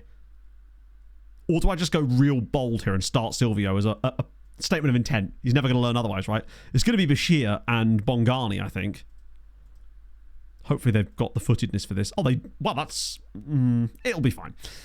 We've got Matsuoka. He's just going to score a couple of bangers and jobs are good. And Shazzy's still not quite ready yet. No, off you come, off you come. I would have done a quick pick, but I'm afraid it would bugger up my bench so much. At least there's more depth here, I suppose. Novi definitely to the bench. Maybe even Grabowski, actually. Janusz Toth performing greatly in the new engine. Was that when I moved my MTK save over into the new engine and played with it a bit and it was like sensationally good? Because it actually was for a bit. That's a good point, actually. Because if I took them out, yeah. No centre-back on the bench. Well, yeah. I mean, which centre-back would you like me to put on the bench? Out of our remaining centre-backs. Of which there are none. Unfortunately, both of our centre-backs are suspended here, so we're a little bit stuffed on that one. Not that it matters, because I almost never substitute my centre-backs anyway. But unfortunately, both of our centre-backs got suspended. Who's getting squad numbers? Oh, both of the new lads. Nice. No, you can't have that. I respect your hustle, but I will give you number 69. Hello, Morksol. How's it going, man? Perfect. Much enthusiasm for the new game. I'm very enthused about it. I'm just looking forward to something different. As much as I am still enjoying... Oh, we're playing pink. I'm still enjoying this game, though. Like, it's just fun because I just really like the core loop and game mechanics of FM at the moment. That's what's going on there. There we go. Hello, Holbrook. What do you guys... I mean, those of you that have joined us in like the last sort of half an hour or so, what do you think about the stuff that we've seen so far, which albeit is still relatively small, but I'm curious as to your thoughts. It's all very well asking me, but you already know what I think, right? Ready to say goodbye to it? I don't know. Maybe there'll be like a eulogy day. It feels like it's promoted a load of people. Has anyone, as a result of seeing the stuff for 26, picked up 24 again and just started playing it again just out of interest for the game in general? That seems to be a vibe I've seen from quite a few people. Keep busy. That sucks, man. I'm sorry to hear that. I hope that you and your family or whoever's involved are going to be good in the long term. Oh, go on. Go on, Tooch. Oh, that's a nice idea. Oh, it's beautiful. Is dead. Fair enough. Lack of change to the match is concerning. I'm not sure what you mean. Which changes are we talking about, or lack of changes? Because bear in mind, we're just seeing clips of like the graphics. I don't think you can really read a lot into the match engine out of seeing things where we haven't really seen anything because we don't know how it's actually going to look from a gameplay standpoint. That was a good goal, actually. And an assist for Tucci. Love to see it. Wait and see. I mean, waiting and seeing is obviously I think it's just good practice with most games in general. It's to steal everyone's thunder in it. The guy's doing okay.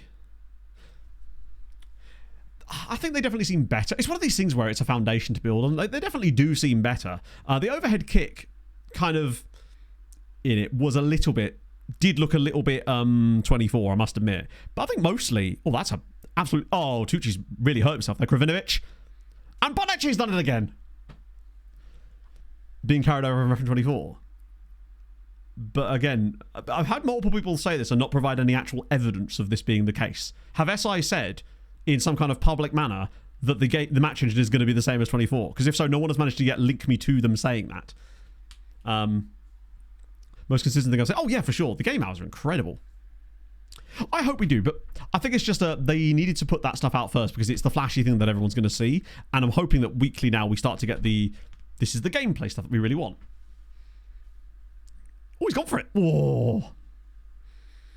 Didn't force a pre-order, which is good, yeah.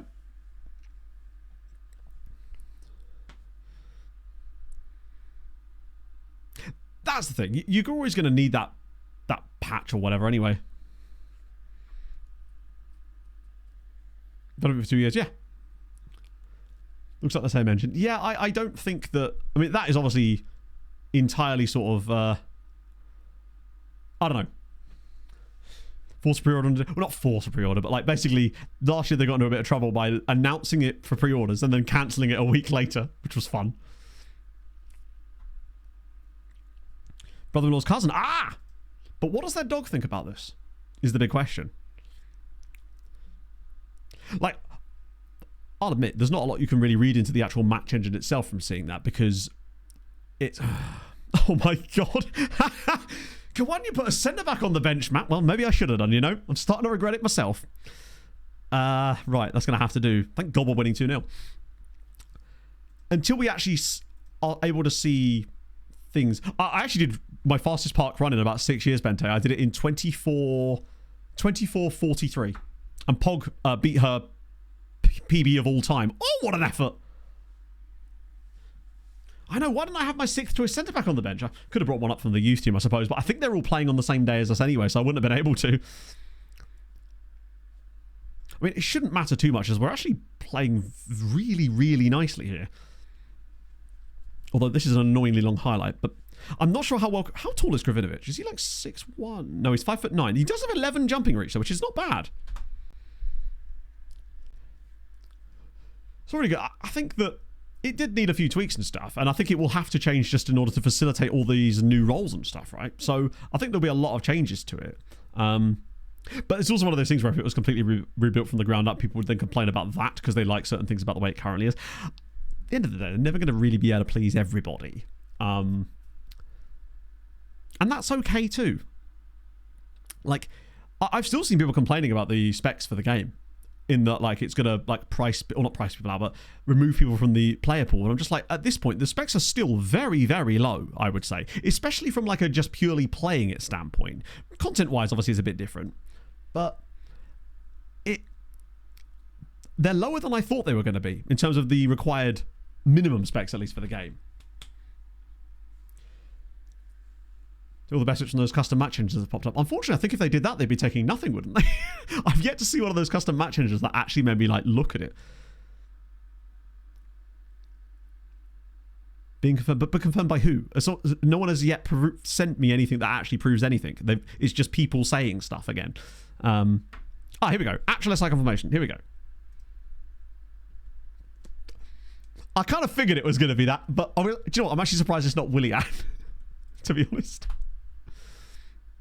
They are still very, very low. Bear in mind, my 970 graphics card is still within the minimum specs for this game. Obviously, it won't work for content, but it would still work on that. I think I might have it. Was that minimal recommended? I actually can't remember. Oh, go on. Vinitsky? Oh, it's beautiful. Denny gets an assist. Vinitsky grabs his first goal for us, despite his dirty face in the game-ness. I'm pretty certain I could still run it on my laptop, which doesn't even have a graphics card in it. Minimum for me. Yeah. And obviously, I'm not going to have to worry about that because I will be building a new PC for it anyway because I'll have to. But if I was just playing the game, it wouldn't be a problem. And this graphics, I don't know how old this graphics card is that I have, but it's pretty old. It's a 970, which I don't know what year that's from, but it's not new. I don't know, DPT.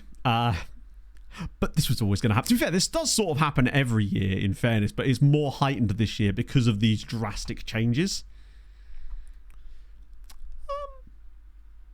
I guess, like, I mean, obviously they integrate, but like in the sense that like they're not actually really good. Like it's just like a, what's it called, an Ultrabook.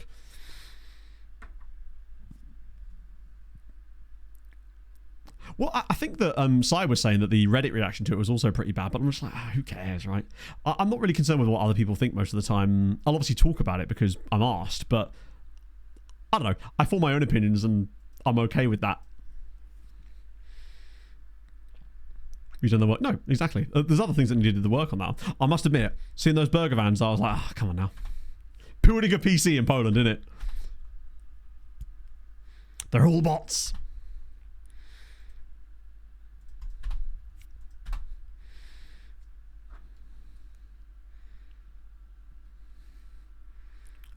Sick Christ. There's a lot of massive scorelines going around in this league right now. Do you know what's special about today? Is it that you've done your 10k, Basil, by any chance? Or is it that it's your birthday and you've done a 10k? Hurry back. I definitely think the lighting looked really nice. It just kind of looked a little bit like that one game we had randomly a couple of streams ago where everything just looked perfectly for some reason.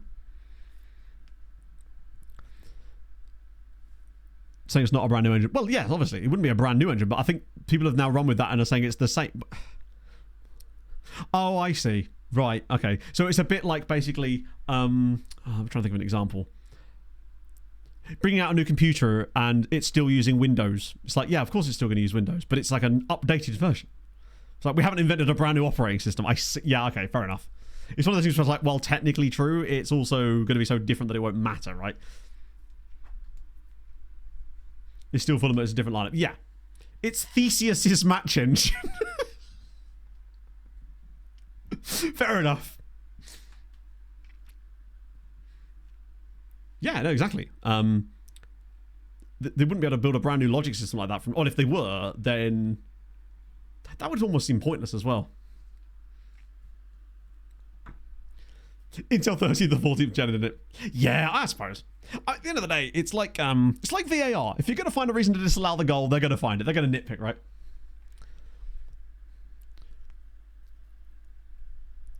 Triggers match engine now. No, I'm going to go with Theseus's match engine. I like that. I don't think we're going to be doing much business on deadline day at this rate. I know we've got all that cash, but I haven't seen a player that I'm like, I want to spend this money on. Yeah, it's definitely...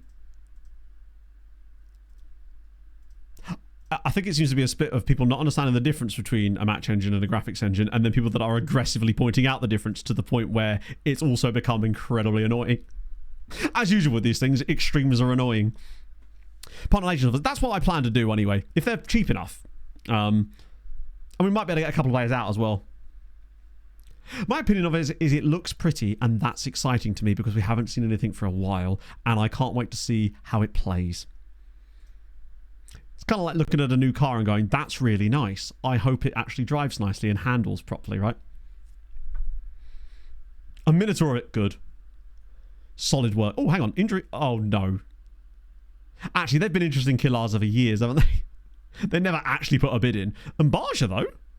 Oh, it's Utrecht. Oh, Utrecht. If you could take Olivier, that'd be tremendous.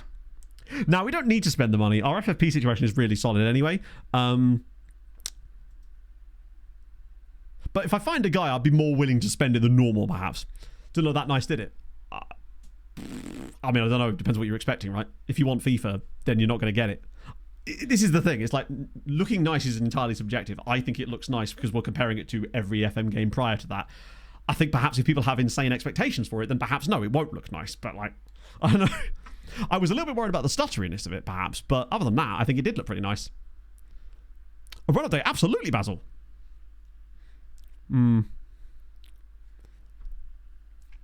Right. Let's just see. No. Utrecht are not actually interested, are they? Looking to generate funds. Crazy. Matter than what we have. then I don't know what to tell you, my friend, because I'm not sure what would have made you happy about that then. If it doesn't look different to what we have, which I think is objectively untrue. On FIFA anyway. No, you're right. Actually, I'll tell you. No, it did. I played FC last year. Barely. I wouldn't have been able to stream it, but it would play it. Core features. Me too. And hopefully we start to see that this time.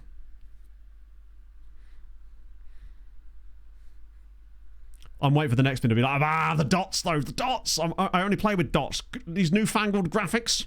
Why would anyone want to play with graphics in a video game? I'm trying to buy FIFA.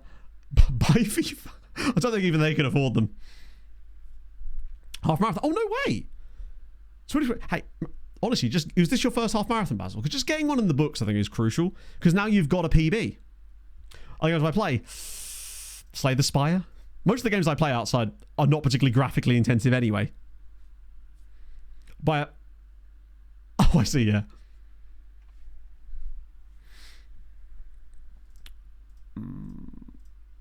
Did you say that playing it is not... Yeah, it is about the same, isn't it? Here we go. Perfect. Well, he's going... as much as I hate to do it, he's probably going to Las Palmas. Because Sevilla want him as a backup goalie for a year.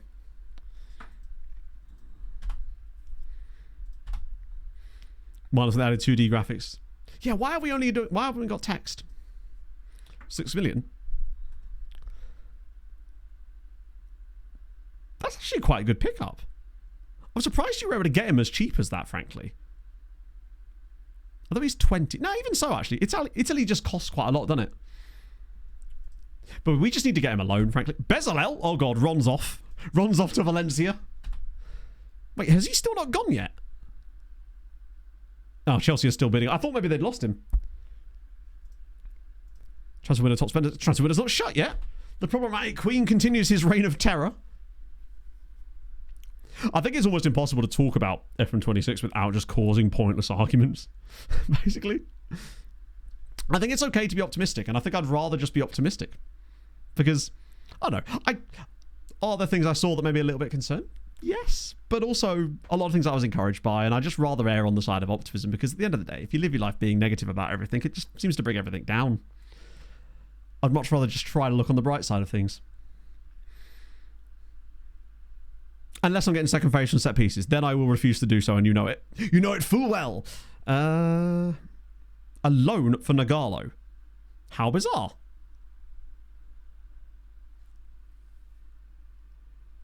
Yeah, Fulham have a tycoon, so they've been doing bits. Although, that's a good spot, actually, that Fulham are spending a lot of money on account of the fact that, well, you know, they're 18th in the Premier League. So who have they actually spent for Martin Patterson here? Oh, they only actually assigned 2 guys. They just happened to spend a lot of money on those guys. Wait, hang on a minute. Oh no, Cossio was from the previous save, wasn't he? I think partly SI have brought that on themselves, though, because we've heard so little, everyone sort of has to fill in the blanks. Here's to be fair, I had the exact same prop. Oh, you stupid man. Not you, Basil. As if he's turned down the loan. You melon. Right, okay, I'm just going to... 0%. I need him gone. He's literally destroying his chances at his own development at this point. Chelsea have signed up for 90 grand a week. We had no chance. Like, I was disappointed with the time that I got for the half, but at the same time, it was still 17 minutes faster than I'd ever done a half marathon before, so I had to sort of take the win, I suppose, on that one. I'd like to think so. Hopefully, you know, like in... Whenever SI introduced any feature to FM, it was always a case of... It was always like a stage thing. So here's the feature, this is the base thing, and then the next year it'd be improved slightly, and then the next year was like the third final thing. I'd like to think that there's going to be a new element of that with like the transfers, because Transfer Room was brought in... Oh, my life. Last year? No, you know what I mean. Was Transfer Room properly brought in this year's game or not? I forget. So I'd like to think a bulked out version of that would be pretty cool. Voice shows keeper at Malaga this time. This is wild. It's like, oh, I want to go to West Ham. What, to be the backup and earn no money? He'll probably turn that down too because it's not West Ham. That's the other thing. If you end up doing like a trail run or whatever, it can be a while. Football cards, no. I don't know. Maybe I have. Not for a very, very long time, I don't think. Let me just check the agents. Yeah. We're in 2042. If that's the question you're asking about what year we're in game, then 2042.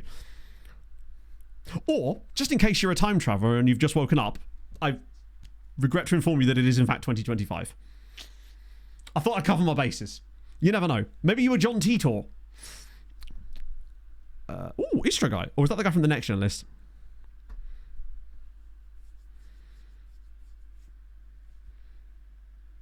They can't win exactly, Holster. And that's okay. Hugs from Portugal. You love to see it. Obrigado, my friend. Rui Almeida. Familiar Cow. He'll be crazy expensive. And he's another central midfield player. Good player. I mean, already lacking. These are the kind of players I tend to just avoid. I would like some variation of the region faces, though. They were just staring into my soul. Chris Farrell at Forest, Enzo Sanchez. The only thing is it doesn't show their second nationalities on the screen, so you never know, we might miss one crazy. Christian Romic. I would like to see some variations to hairstyles. I mean, obviously, it's all about priorities. At the end of the day, if it's fun, that is the crucial thing after all. Is it fun? Because I think that's what it all boils down to at the end of the day, is it fun? Oh, hang on. Oh, no, we looked in before, didn't we? I definitely recognise the name Gallego. In Zagreb, nice.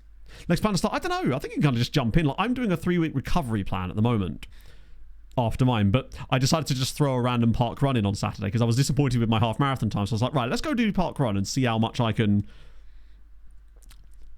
improve my speed. Because originally I was going to try and go for like 25 and a half. Fortaleza. Okay, Garrett Murray. He would have... Oh, no, D-rated. And we were all about you.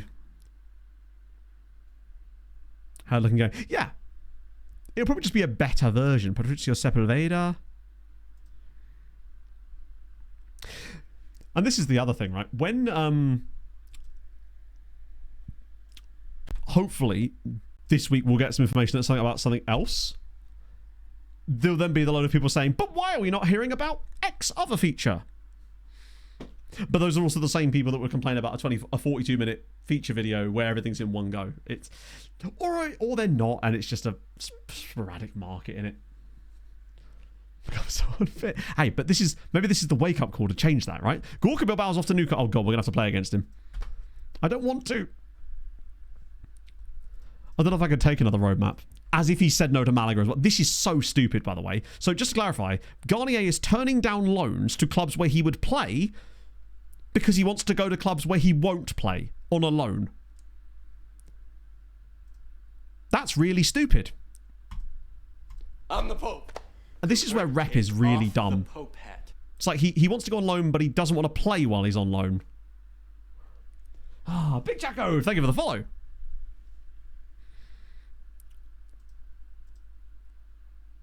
And now no one else is interested in him because he's not priced himself out of a loan. He was literally a free loan. There's still loads more loans, actually. Oh, no, it hasn't actually gone through yet, in fairness. Like, I just want him to go to a club where he's actually going to play football. Thing is, he's already got quite a long deal. 3 years on it, and I think there's another 3-year extension, and I can't really afford to do that. Rubbish like this.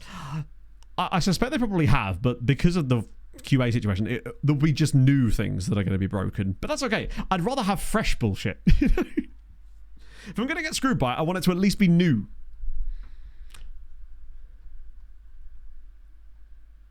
Ooh. 21, though. I love that he's got Belgian first nationality. Oh, he's born in Belgium. That would explain it. Abdullah Naeem. That DeMarco dude is really good, if I recall. He was that really... Wait, is he a bit cheaper? Ooh. Why is he so... This guy was not this cheap before, was he? He was definitely not this cheap. Didn't we look at this guy prior? I swear we didn't. He was like £40 million.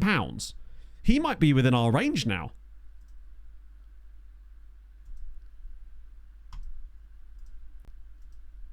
Decisions are good. Pace is good. Crossing is likely to be minimum of good. Tackling is phenomenal.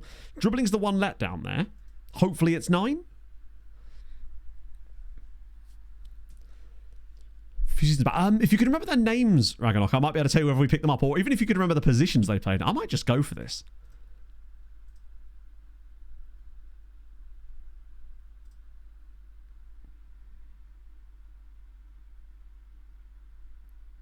Right, we're not doing that.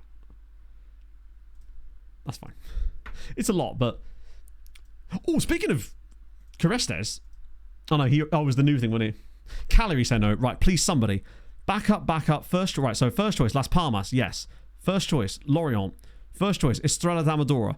So, let me guess. I'll scroll back up, and he'll say all the clubs that he's willing to go to, or all the ones where he's a backup. So, Iran, Sevilla, and PSV.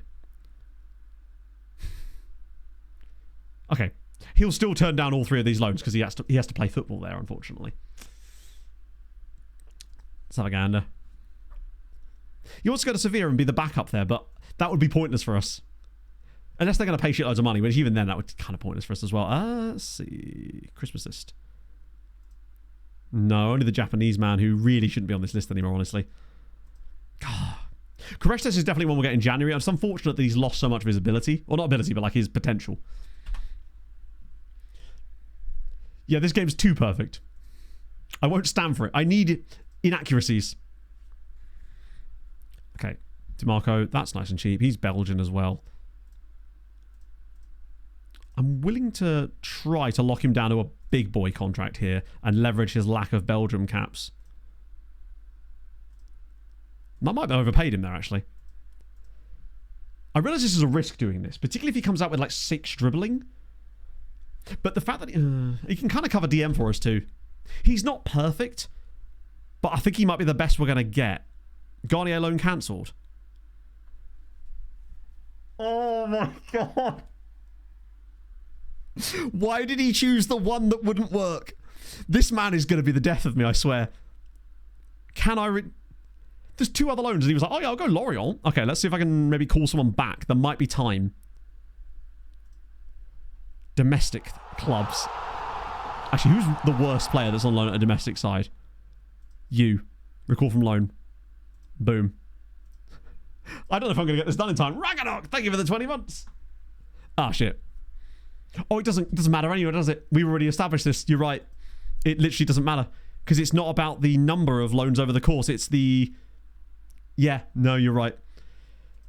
Ah, France, you'll be the death of me. Right, let's try one more time and try and send him to a fucking club. Hull City on Tomato. Sure. Wait, that might be a bad idea, actually. DeMarco, wow, he's just coming in. That's gone straight through. Please have good dribbling. Please have good dribbling. Please have good dribbling. And decent potential.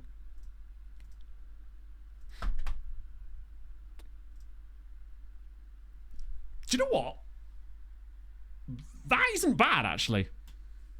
Yeah, it's how many you've done over the course of the season, not the amount that you have concurrent, the amount that you have currently. We had that issue in the first season in SOCHAUX or wherever it was. I like him a lot, actually. I think him and Dennis gives us the depth that I'm looking for there. It's more than 6, which is the crucial thing. 8 is okay. And he's got good passing and vision, really nice marking, and it's fast enough as well. Refrains from taking long shots, which is a bit weird considering he has 10 of them. Technique's okay. He might be another one to whack on ball control, honestly. Off the ball's a bit iffy. Yeah. It's not perfect, but that is something we can at least work on. Off the ball, I mean, that is low, but the fact is I'd rather work on his dribbling and technique at this stage. Because unfortunately, we can hit those with the same thing, whereas you can't do that with the other one. Although, actually, maybe he's low on the others too. We'll just see. Yeah, we tried this. Maybe that was the foreign loans one. Either way, we definitely ran into that exact issue where I tried recalling someone and it wouldn't let me send someone new out. Because it's on attacking movement, isn't it? Yeah, that's the problem with that. We're sort of improving things he's already good at for the time being. I'd rather put him on ball control for now, get that to a sensible level, and then use that to polish. FM streamer. You can play the role already, though, which is really good. Land. Leaf! Thank you for the 40. That's 4 years, my friend. Okay, so let's see. Has anyone... Okay, so we might have a chance to get Garnier through. Maybe. He's in the wrong squad, isn't he? I suppose he's a breakthrough prospect, isn't he? That would make sense. At least we've got him on a low squad status too, so he's not going to care as much.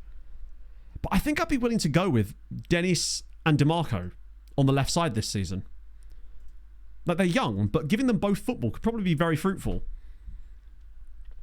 And we seem to be able to get wins outside. Now, obviously, in the Champions League, it's going to be a bit different because the quality of opposition is going to be crazy high. We need someone to bid on Garnier right now. Okay. First choice goalkeeper. But obviously he wants to go to the one club that aren't going to play. This is absurd. At least they're going to pay. It's like, mate, I'm just going to cancel that actually because I just don't want to have any risk that.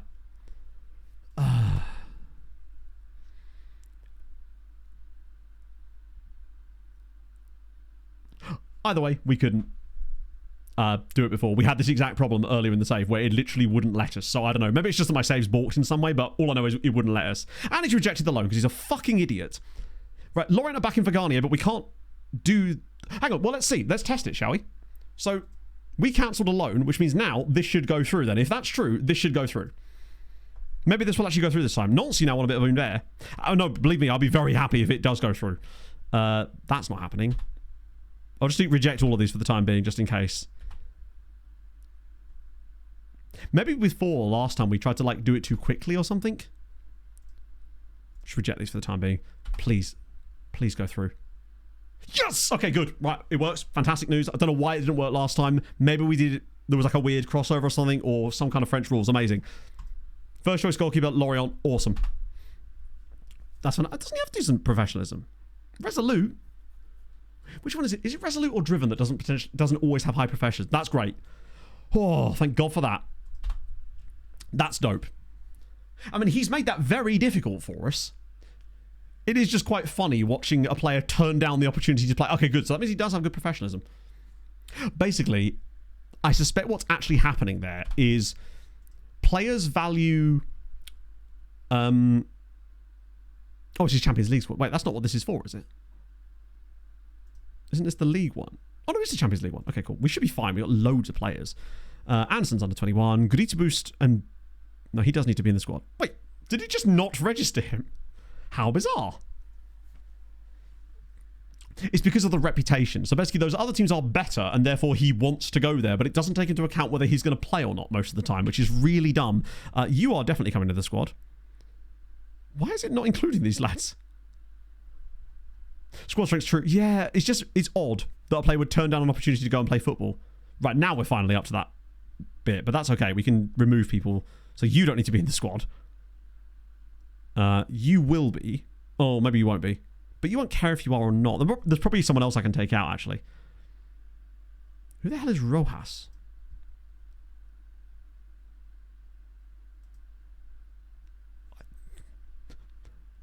Brave of you to get in there, bud. But I think I'd prefer to have old Kravinovic in there. I'd never even heard of the guy. So you're under 21. You we don't need in the squad. You're under 21. I think that's everybody that we need, right?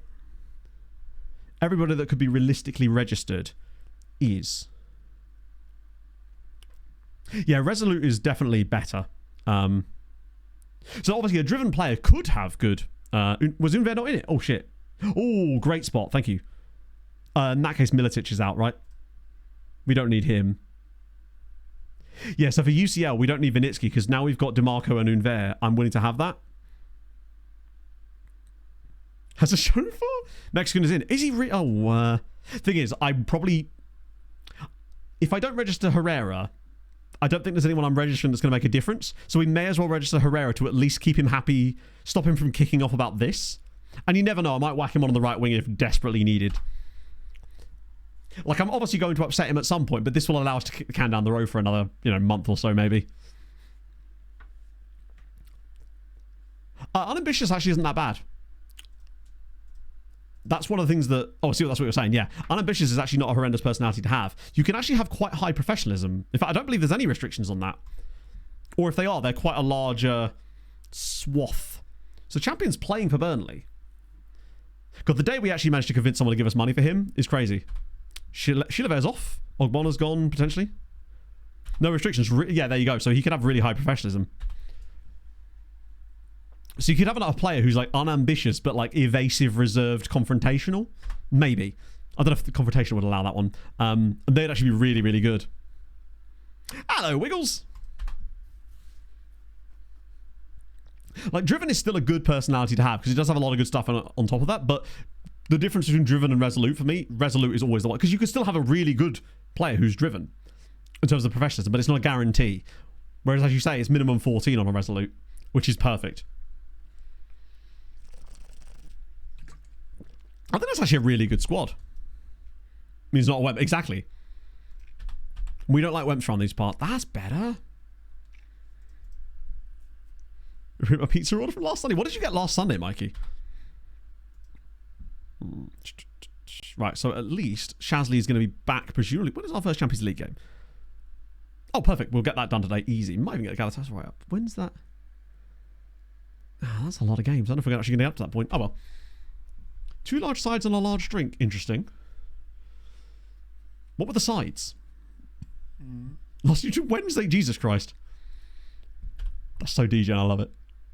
Stud Marleyan. Ooh, actually, I want to have a little gander at these, just in case. Ooh. I mean, there's some good players in there, potentially. Just, I was kind of hoping we'd find a guy from one of the African sides we were just looking at. Although, Torre Prids.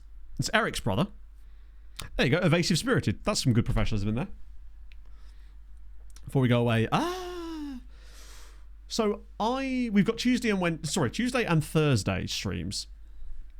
But there's nothing to suggest I couldn't go a bit longer on Thursday, considering I'm off on the Friday anyway. I'll obviously have the podcast Thursday night, I think.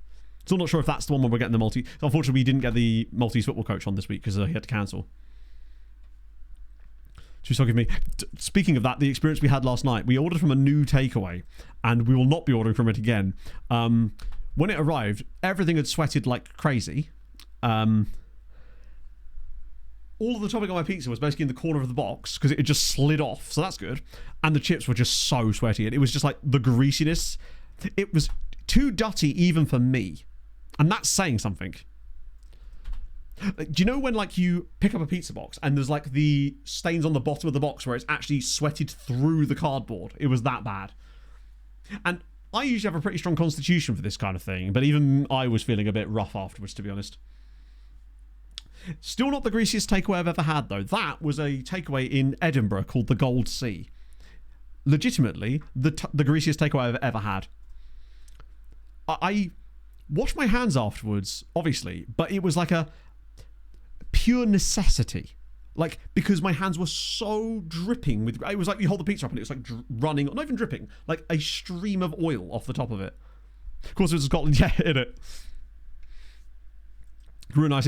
Yeah, it's just because we tried somewhere new. But it's okay. You got to try these places to know.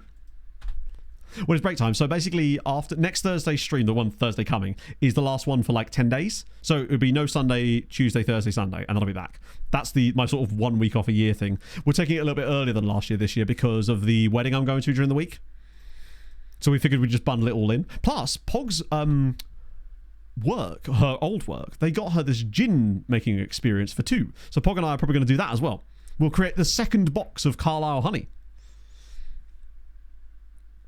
Cambridge delivers. I've seen him because he did a video in Ely a little while ago, and it annoyed the shit out of me because he kept calling it Ellie. What is basic English? And how do we learn it? He's going to kick off about that, isn't he? Shit. Sincerest apologies. Doesn't really feel any better. Oh well. That sucks to be you, bud. No fish at a fish and chip shop. No fish at a fish and chip shop. That's crazy. Aberdeen honey. I like it. Delivery got a 1 out of 5 hygiene rating place. And I bet you it wasn't even that bad, right? Sometimes the dodgy ones are just as good. I don't know what the hygiene rating on our dodgy one is. I guess it isn't, but it's sure as shit isn't pronounced Ellie. Living directly opposite. That's brilliant. That just means that he can review all the local takeaways, so you don't have to. Unless you have very differing tastes on him. Yeah. You can always tell, though, the worst ones is when the pizza's really sweet, and it's not intentionally sweet. Like, the tomato puree or whatever on it is, like, ridiculously sweet. That's painful. I went to one in this place in... I have no idea where it was. It was down in, like, Wiltshire after Viking's wedding, and it was the sweetest pizza I've ever eaten in my life. Thankfully, we were near a bin. Mostly the bin that we were using as a table to eat it off of. Strawberries and cream calda. I might do a quick pick actually, just to shuffle around a little bit. Just to sort the rest of these lads out. I love that he's taking Matsuoka off despite how good he started the season. I'm going to start DeMarco today instead of Denise. That way Denise can play midweek against Shakhtar. Shazly... No, I'll start Habila as well, so Shazly can play midweek too. The defenders, we've got no real choice. We've got a bit more depth now, actually. I might start Greek Boost too. And maybe Karapici. I wonder if we're going to be capable of getting through these guys without having to use the full first team, because that would be the dream, frankly. I don't really need Herrera for this. That might do, actually. Stroin's personality. I actually don't remember. Let's check.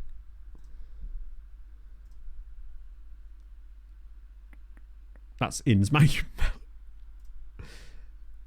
Realist, yeah. Realist and media friendly, which means there's no direct indication of high professionalism in them, as we've seen from his actions. I don't know whether there is any kind of restrictions on it from that personality at all. But there's certainly no indication that it's high. Yeah, the media love him. We just don't. Has max 4 sportsmanship. That makes sense. He was not a sporting individual. He's probably a couple of points away from having unsporting as his personality, frankly. And that would make a lot of sense. I never wear headphones when I do races. I know that I can, because I've got the open ear bone conduction ones, but I just never do. No one have 37. I believe there is I can't remember the reason. James will know the reason. I think 37 is supposed to represent chat or something. There was a nice reason and I forgot what it was. It's the same reason I used to leave 12 on untouched and unsullied. Every time someone asks, I literally forget. Nice, good tackle. 37-month reset. Oh, maybe. Either way, it's a thing I started doing. And now I'll do it until I forget one time. Which is usually how I accomplish most things. Oh, hang on. Is this going to be another one of our ridiculously nice build-up goals? Here we go. It's DeMarco. Oh. This team, man, does be making some absolutely wonderful goals. Some of our playing out from the back lately has been crazy good, and I'm trying to work out why. Has Claudio got good passing, perhaps? 14 and 13. I wonder if the increased ability of Claudio to be a passer of the ball allows us to have a secondary playmaking option to provide really nice passes from the back when we play into the midfield. Right, that's it. So its lack of remarkability is the reason it is now remarkable. William SFM? Probably not. Just because, like, it's out of my object permanency. I tend not to miss things when they're not directly in front of me, including family and friends. But that's more of a me issue. In fairness. Oh, here we go again. Matt Swoda. Oh, that's a beautiful. Oh, if that's onside. Oh, it's 2-0. This is insane. The passing ability on Matsuoka is filth. I know he's got like 16 passing and 17 vision, but look at this. To actually find that run and drop it around the corner like that. Good lord, he's good. Out of the order. I don't think we have that many strange ones, really. We had like a... Oh, what was it called? We have occasionally got like Spinus and Slack, but I usually don't sign those guys anyway. Yeah, my sister and I basically didn't talk for 3 years because we're both really flaky. It's fully out of sight, out of mind. It's actually kind of bad. Like, I forget people exist when I'm not actively like engaged in discussion with them. In some manner. Different kids this year. I don't know. I don't think we do. I mean, it makes sense that Toulouse would be bad, given we're probably not going to be able to put as many goals past them as PSG did. Me too. Absolutely, yeah. Never learned object. Well, I think it's just a... I've only come to realise this recently, basically. Of course it's Paddy McBappé, as always.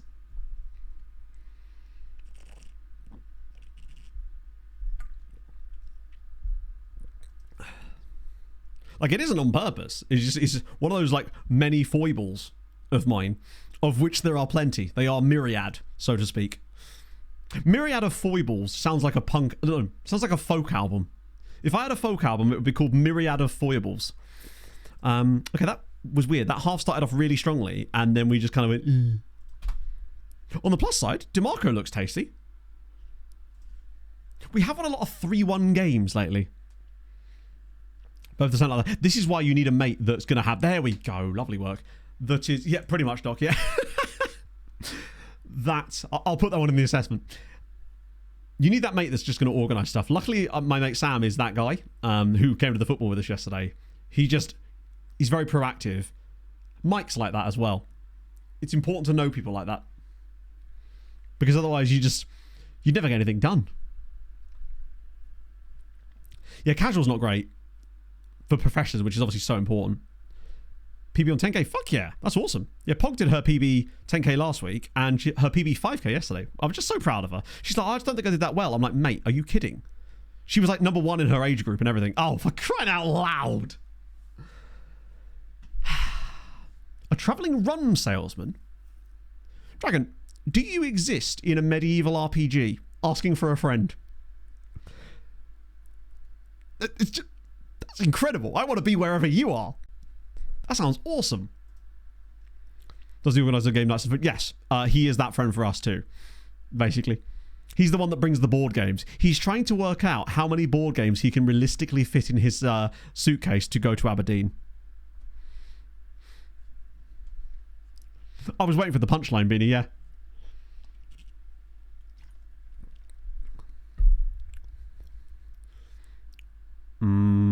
Oh, bloody hell.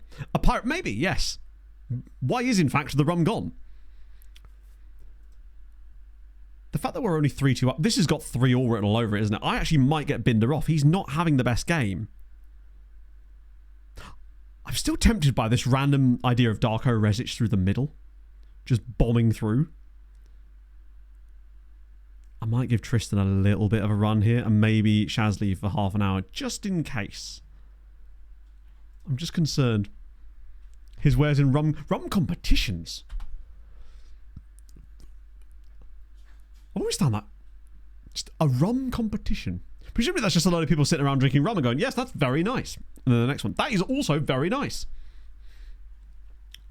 Hello, Pog. Oh, belt. Let me try that on. Oh, wait, I can't. I'm wearing England tracksuit bottoms. But also, oh, is it one of the reversible ones?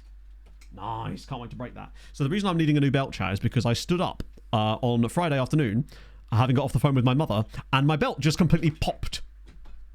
I thought that's what happened when I was going to be big, not the other way around. But to be fair, it was doing a lot of heavy lifting. A rowy buttery from a baker. Do tell me more. What's up? Hello. What a goal from Rezic. Vindication. How goes it? How was town? What you got there? Elf. She's got an elf bar. Criticise her immediately. Seal of approval. Basil, you never need our approval to get a takeaway, but just in case you need that logic and that guilt-free takeaway, get it. Get the takeaway. You've earned it. Exactly. Captain Pogwash is on deck on a Sunday, no less. Another 4 goals for us. Wait, we've gone temporarily top of the league. Look at us go. You've done a madness. What have you done? Oh, speaking of which, do I have a Manny? I might actually have a Manny here. She's gone. She's got shit to do. Do I have a Manny? I do have a Manny. Manny has a player for me. Are we about to concede yet another goal to Patrick Mbappe? Oh, luckily. Oh, well play. Oh, never mind. We're going to. So while that's happening, oh my god, there's a load more of you in the league now. Thank you. Again, that's very, very kind. Yet again. Fucking hell. Right. As if we've actually considered a 3rd goal to them. Let's just pretend that's not happening and ask Manny for a player. Okay. Give me something good. What should be the worst player imaginable? Please be rare? Okay, rare, maybe? Elite, okay. That's actually going to be someone quite decent. Tottenham, it's not going to be Van der Ven again, is it? Saucy Pedro. That is actually quite good. 2.5 million salary cap. Damn, he's got a lot of points this season. That's actually a good pull. The question is, who do I get rid of to bring him in? I could probably get rid of Sessegnon's contract, actually. That's a good pull. The Leeds entire team. Are there any players from Leeds that have actually got a lot of points so far this season, though? Yeah, I want to find... Actually, I've got to check this before I forget. How old is Patrick Mbappe? He's probably like 33, isn't he? Literally. He's got nearly 200 goals for Toulouse, their first team. And he's been there his entire career. I kind of really like that, actually. Unfortunately, Basil, I believe that is the case, yeah. He has done well there. The fact that he's a one-club man and that club is Toulouse is a rarity, and that's fun. Just realised they've got a goal back, and we've actually got yet another highlight. This might actually be a 4-4 draw, which would be unbearable. Oh, yeah, don't bother to track your runner. Oh, no. What a save. My God. This is why Eric is still really... Moments like that stop us from throwing away... They've had 10 shots on target in this game. He is just the man. John Littlejohn nearly got... Oh, yeah, I have no goalies. I genuinely can't pack one. I might have to genuinely get one on loan next week, like I did the previous week. I had Vicario.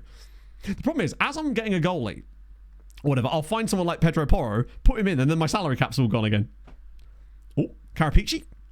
Oh. Listed as favourite person. I'd be lucky. I reckon he'd be lucky if he's even that, knowing FM. Let's actually have a little look.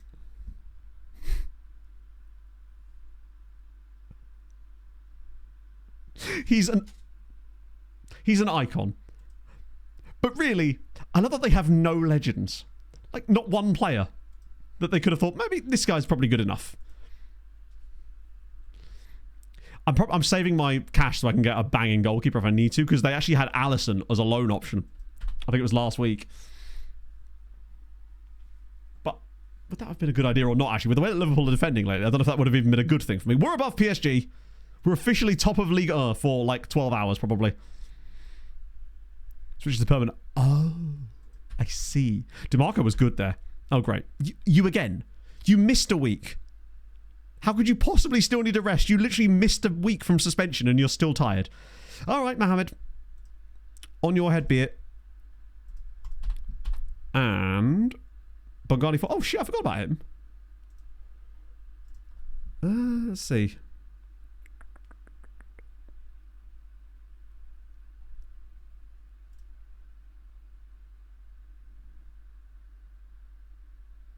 I mean, I'll promise to... It's a problem for later.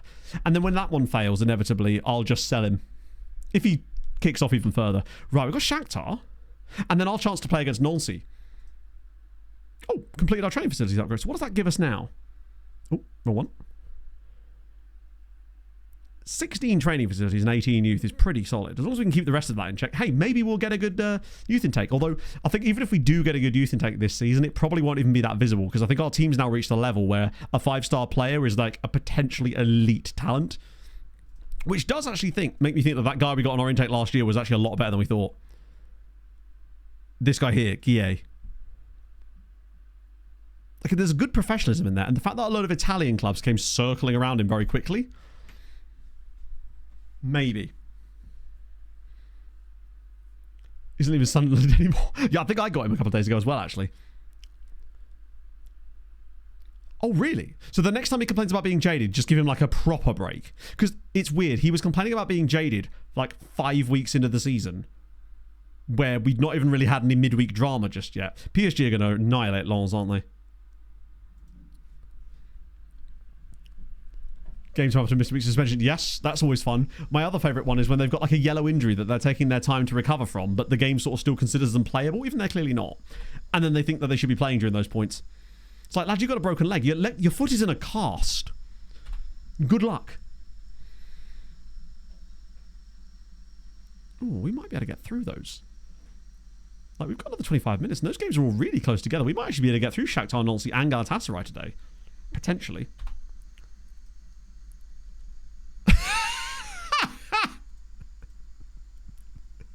No big name players here. I assume you got them on freeze. Or on loans from Olympiacos. Good work. Only a 2-1 win. Wow, they're slacking. Nancy have lost every single game so far, though. Really trying to go for that we're worse than Nice record. 3 goals scored, 20 conceded. Brave. What second tier? Are Nice doing bits? Oh. Oh no. Nice are very much not doing bits. They're barely averaging a goal a game.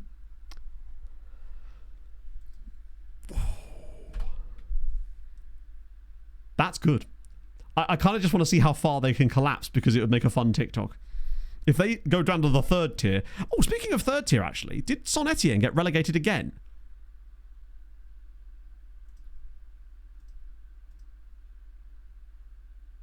Yes, they did. Yes, they did. Now it's just a question of finding them. There they are. Saint-Etienne. Second in the fourth tier. They're not having a nice time of it right now. They've just been on a steady decline throughout this entire save to the point where... Yeah, they're actually now below Lyon's second team. That's their first team. They may well get promoted this season. If they don't win that league, then it's an embarrassment. Given that they are Saint-Etienne and most of the teams in that league are B teams. They'll get promoted from like 7th or something. Then do an open top bus parade. Why are Middlesbrough second in the league? They're doing bits. Doing a little bit in it. Although they seem to be doing it a bit slower than that, I suppose. How have Luton started in League One this season? I know Cardiff seem to have started quite well, right? I must admit, I haven't paid as much attention to League One this season. Not that I really was paying much attention to it last season either. Although there was a bit more interest in it, I guess, because of the whole Wrexham Birmingham thing. Because there was like EFL League One and League Two fixtures yesterday, right? Bit of that. Team of the week, as he deserves to be. He is still a really good keeper. Like a 7.25 average rating is actually still really good for a goalkeeper. They're 7th. Okay, so playoffs. I guess, well, nearly.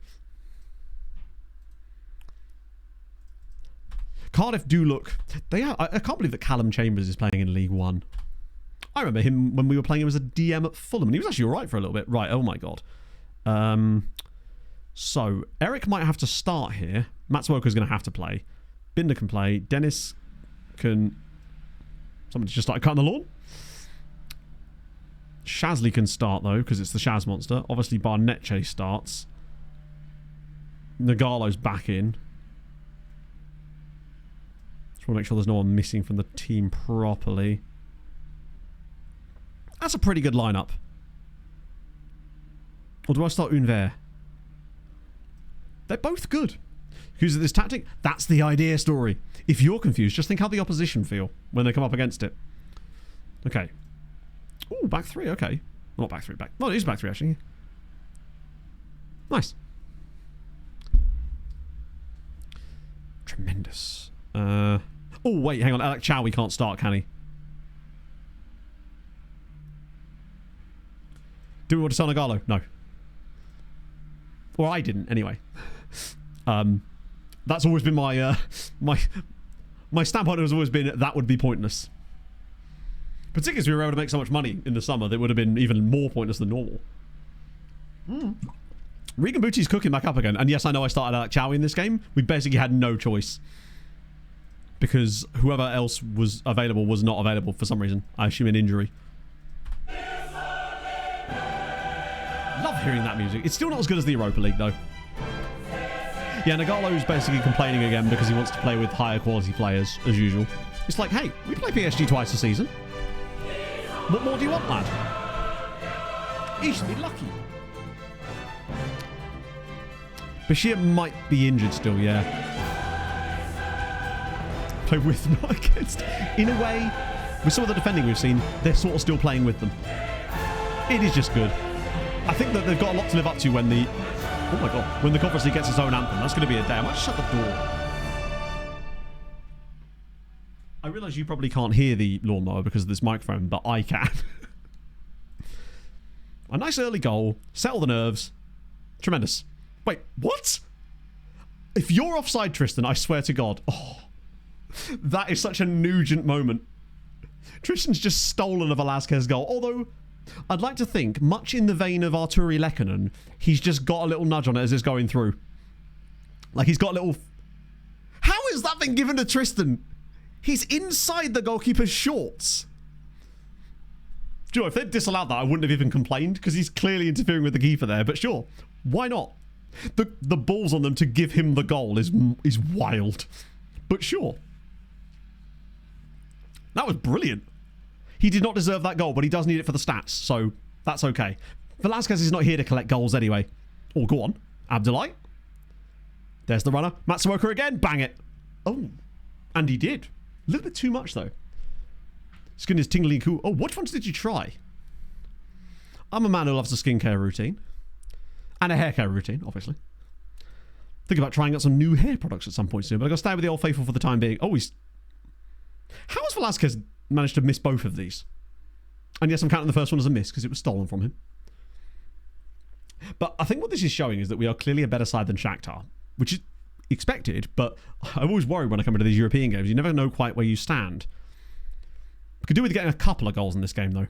Just do what we do, then we can rotate again. Oh, shit. Oh, hello. Okay, that's an effort. Go on, Nicholas. Back post header, perhaps, for someone. Or Dennis. Oh, here we go. Oh, my God. We're missing everything today. This has got very much a case of 3.5 XG over 90 minutes, and then Shakhtar score an 86th minute goal. This is a 1-1, isn't it? This feels very 1-1 so far. We will continue to play well and miss every chance. We're just missing too many. It's because we're missing the net entirely. That's what's weird. I think every chance outside of our goal has been blazed wide in some manner. Even things that you never normally see go wide, like that header from a corner. Over the bar all the time. Oh, he's dinked it. Go on, bang it. Go on, Nicholas, have a shot. Or square it. Oh, Dennis now. Back for Matsuoka. Oh, can he bend another absolute beauty? He's gone for Eric! Over the bar. Damn. Dylan, thank you for the follow. If you are new to today's stream, or just my streams in general, if you have enjoyed today, drop a follow. I really would appreciate that. As we approach very slowly, not to scare it, FN26. Velasquez is looking tired. Right, we're going to have to ring the changes here a little bit. Matsuoka is basically deceased at this point, so we'll just get those two on together. Shazzy's struggled. Since we're winning 1-0, there might be the perfect moment for Habila, actually. Tucci off as well. And maybe Katapichi. Freshen things up a little bit.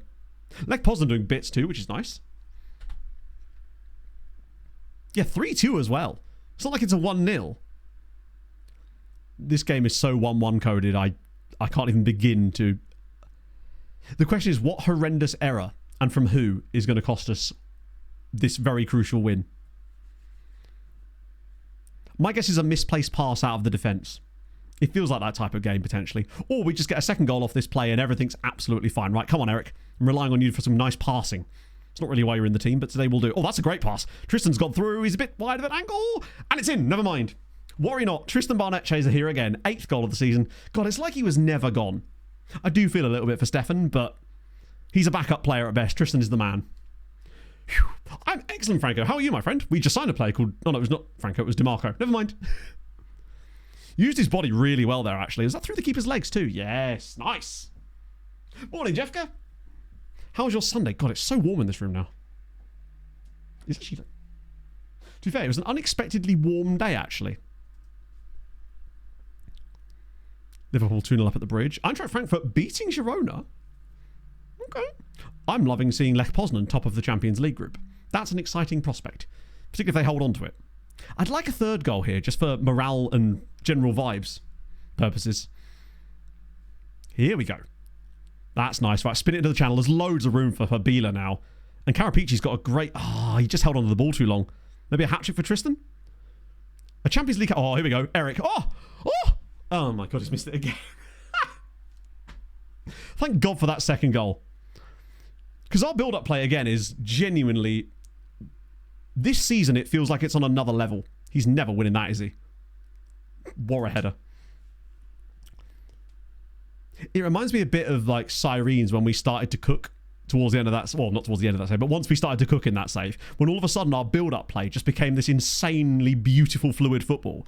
We seem to be doing that a lot more. Oh, here we go. It's Binder. Can he bend it? Oh, it's in the post now. Fucking hell. As long as we get the win, I won't care. But we've had some chances in today's game. Not quite the 3.5 XG I was hoping for, but... Oh, go on. Binder from distance. Saved again, and it's put in over the line by Dennis Anderson. He won't get the assist for that, or he might do. No, because he hit the bar. There we go. It's rare that you actually get the rebound on these, so it's about time we finally got one. The defender, the keeper's legs are on the ground. Just stick a leg out, bud. Oh, in the end, we did get quite close to the 3.5 XG in the end, but we got the win as well, which is crucial. No 1-1s in these parts. Also, Shazzy's embarrassed himself there with that performance. How are you putting up a 6.3 against Shakhtar? Worrying. But we got the dub. They got a fourth goal. But, because of that extra goal, we're now top of the group. That's crucial. We should be able to rotate a little bit against Nancy and go from there. Loads of money for us. Now, right. Wait, so hang on. I'm not allowed to... Sure. I think it was probably so close that he's still working on the previous promise. In fact, I think that's pretty much what it is. What I find funny as well is that the player doesn't complain about being played until the promise elapses. It's like, he's already played the game. Why is he waiting 2 days to go, hang on a minute, I've just realised you played me in that last game. He too, much like myself, lacks object permanence.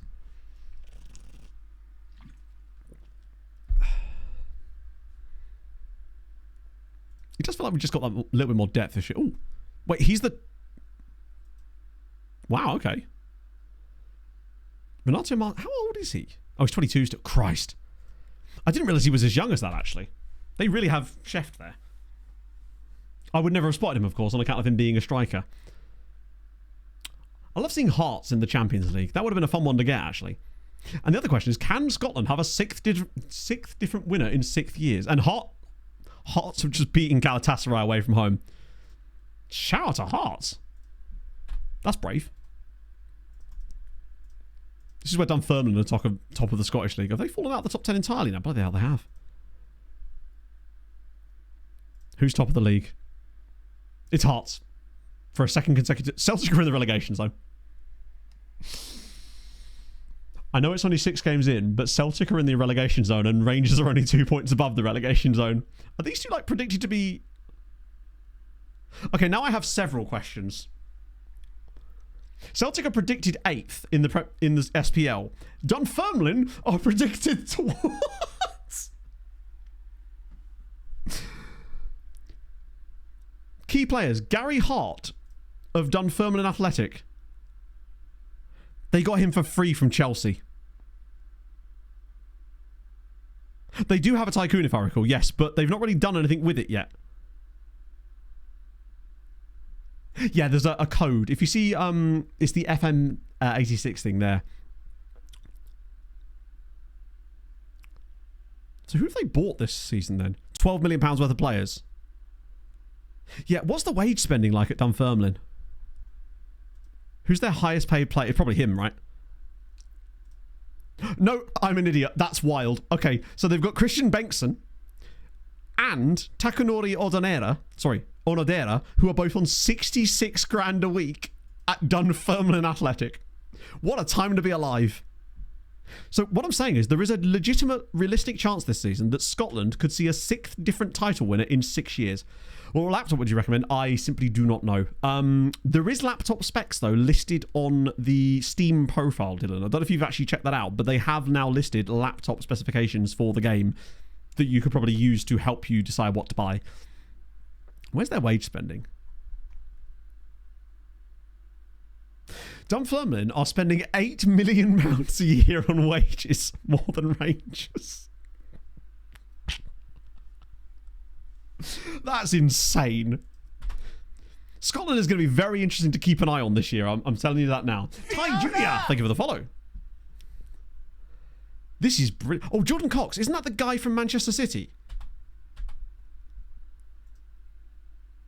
Good to see that he's at least developing. I think I've already got you, or can I? Probably should offer you a contract, really, shouldn't I? Future prospect. We're not going to be selling any of this silly box in there. And your Frenchness makes this very easy to give you a really, really long deal. Well, longer than normal anyway. Let's do that. 9k. You've not got any like random Martiniquois relatives, have you there, bud? Lovely. Honestly, Andrew, it was a trash game. Ely were dreadful for the entire match. I was talking to a guy at half time when we were getting some chips, And he was just like, I've realised now, there's nothing, no one hates a football club more than their own fans. Because, like, lordy lord, it was dreadful. Yeah, if you look on the Steam profile, the Steam page for the game, if you actually look in the specs, it has laptop chips as well. Which might help, potentially. I don't know. I'm not super clued up on that sort of stuff, unfortunately, at the moment. But, like, most things should run it. Unless it's, like, 15 years old. Then even then, it might still be okay. But yeah, it was a very poor quality game. Ely were not very good. It was their first defeat of the season as well in the league. But Ipswich Wanderers were just much, much better. Ely could barely get in their half much of the game. Ipswich also had this really good number 7 guy down the right-hand side who was just... He was lightning fast, he was incredibly agile, and he was just using that match engine agility again. Just absolutely rinsing the Ely fullback the entire game. But, as a first experience of the club, very, very pleasing. Everyone was lovely up there. It was just a nice little non-league vibe. Surprisingly low. Exactly, yeah. And I still saw a lot of people complaining about it, which I thought was... But again, this comes back to what we were saying earlier about how you just never can please everybody. But I was expecting them to be higher, honestly. 2 Ballon d'Or winners. Holy shit. Fair enough. I am, of course, a bad omen, naturally. I do want to go to more, though. And, like, it was a reasonable amount of people. Like, just under 200 for 9th tier. Minimum means... Yeah, minimum means literally it will run. I think that it would be... I mean, you'd have to have a lot of the settings on quite low, right? Which is why I would just want to... Not overkill it, but, like... It's... Everything will seem like a massive upgrade on this PC just because the whole thing is 6 years old at the minimum. And obviously the graphics card's even older. Right. Also, the dreadful stuff. Yeah, I know. So, Slough a couple of weeks ago lost 1-0 at home. Ely yesterday lost 2-0 at home. Have yet to see a home goal this season in any of the football matches I've been to, so that's good. But Pog did get this rather lovely scarf. So there's that. Oh yeah, progression will be crazy slow if it's got a really old, like, processor or whatever. Viola as well. Bad luck charm indeed, yeah. Wow, Toulouse have won again. I love that they're mid-table still. Them and Ron, Stade Rennais are just really interesting teams. I'm also wondering how many games we're going to get through before Nancy finally get a win. Right, Shasley won't play this one. That's fine. Hibili can come in. Matsuoka gets a lovely rest. Who is the backup for this role? I guess it's kind of Novi, isn't it? Nice to see him give it a go. Bonecce and Nagalo can drop out again. God, I love being out of being Greet boosting as a striker here. Catapici, Tucci to the left. That's fine because Anderson will start the next game. I'll start DeMarco again here. And Durham can play this one. And that way we can start Jose Claudio in Europe. Binder seems to be pretty fresh regardless. So I might actually keep him in the team. Elak Chow, perfect time to drop you. I guess Bongani's going to have to start. Because I guess Bashir's injured or suspended or one of those.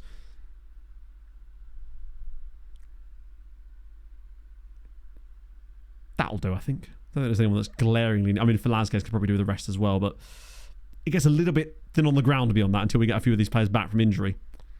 I actually didn't see what injury he even had. Worrying. I hear Pog coming up the stairs, I think.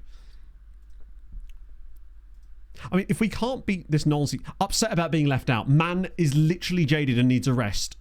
And we promised him a rest and now he's upset about being left out. I suppose that was the previous game, wasn't it? He looks stressed. Brother, you need to play. It's the only way to improve.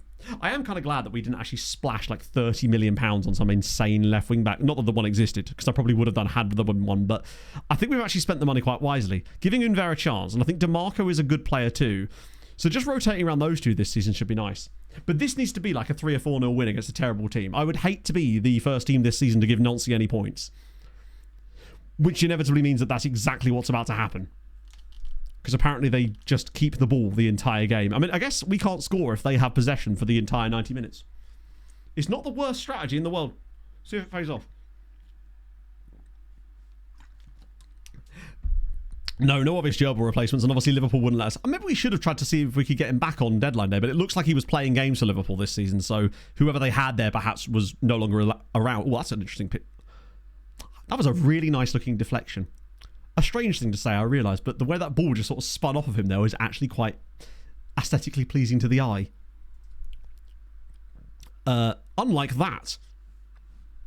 Yes, nicely done. He's won that in the air brilliantly. Right, come on, Oak. Don't just putt. There we go. That's nice. Build it up again. Everybody get a touch on the ball. Oh, that's a nice pass. And Binder. That's a penalty. Lovely. Hello, Pog. It's really warm in here, isn't it? Why? Why? Because it's really warm outside and I can't have the windows open.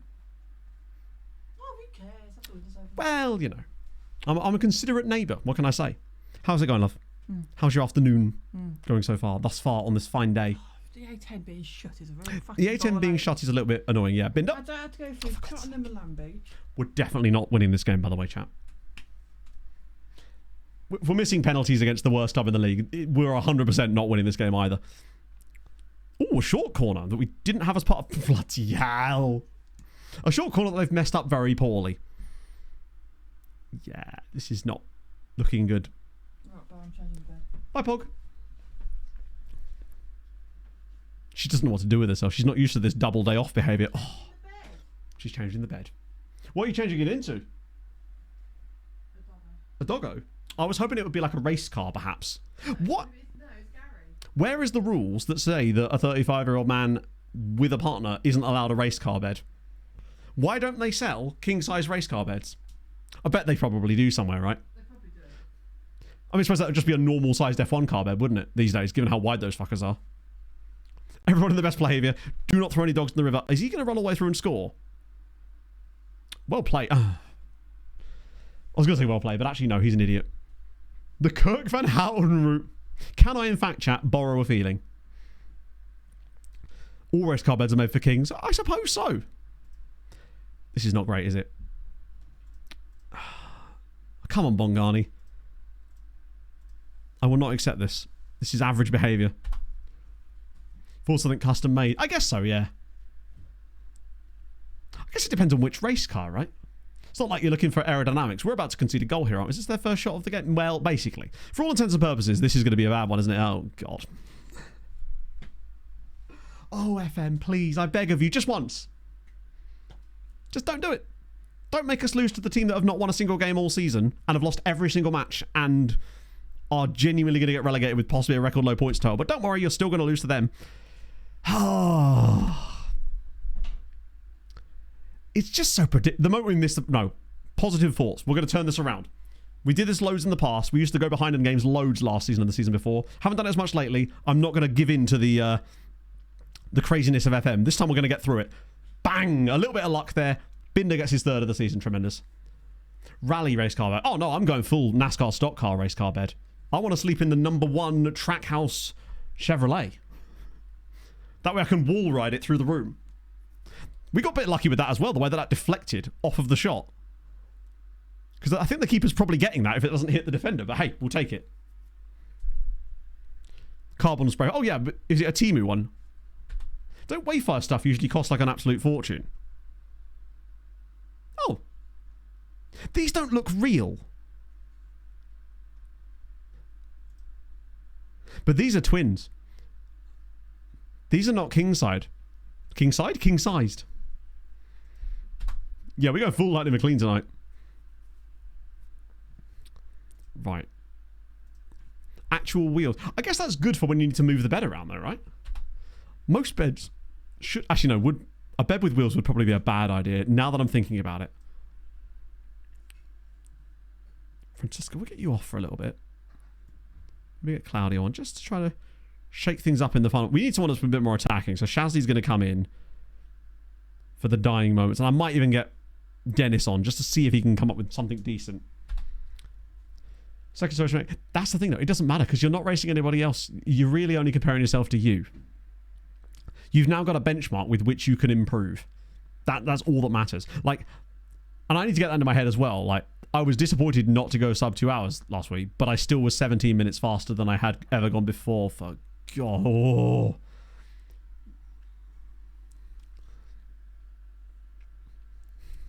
Made it feel like the bed moved, and then the bed's actually in a different room. Suddenly, congratulations, Graham. You've shagged your way into the hallway again. What will the kids say? It'd be great for pranks, yeah. Your bed's just in the bath. Oh no, please. Oh, we're just getting nothing from these. Handbrake on, honey. It's going to be a bumpy ride. Oh, please, I beg of you. Then again, I'm always wary of any highlight just in case it's going to be Nolsey absolutely ruining us here. Particularly when it starts with them in possession. Right, please, Dennis, just get to the... Oh, no. Thank Christ. Do you know what? We've got a little bit of luck ourselves there. Ooh. I actually thought that was going to be... Wow, the whole play stopped there. I thought that was going to be the highlight. Wait, slide him in. Are they actually going to miss a golden chance at one end and we could potentially score at the other? Oh my God, this is going to be like Leicester Watford. No, it's not. Oh, please, one more highlight, provided it goes our way. We've missed a penalty. Yeah. No one is more unbeatable than the bottom of the league club who've not got any points. I don't think there's a stronger opponent in FM. Truly.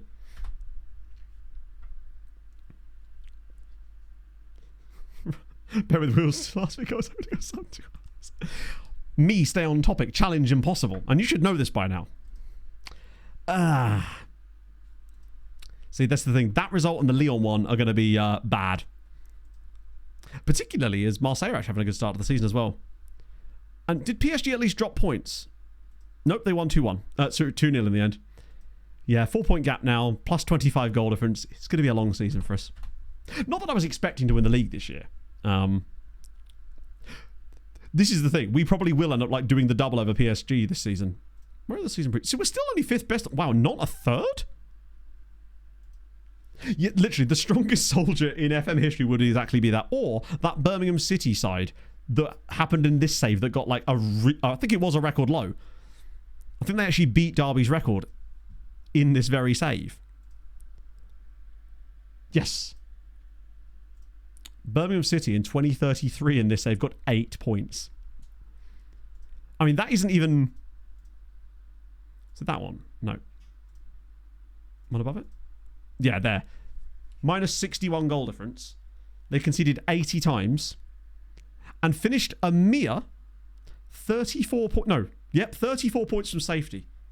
It's crazy that Norwich came 17th with 42 points and only a minus 9 goal difference. This is great. What a stat here for you. Norwich, 17th place, 42 points. They were 34 points behind 2nd place Arsenal, and therefore would have been 2 points off the top. That's the same distance that they were from the bottom club, who are only 3 places below them. What a season!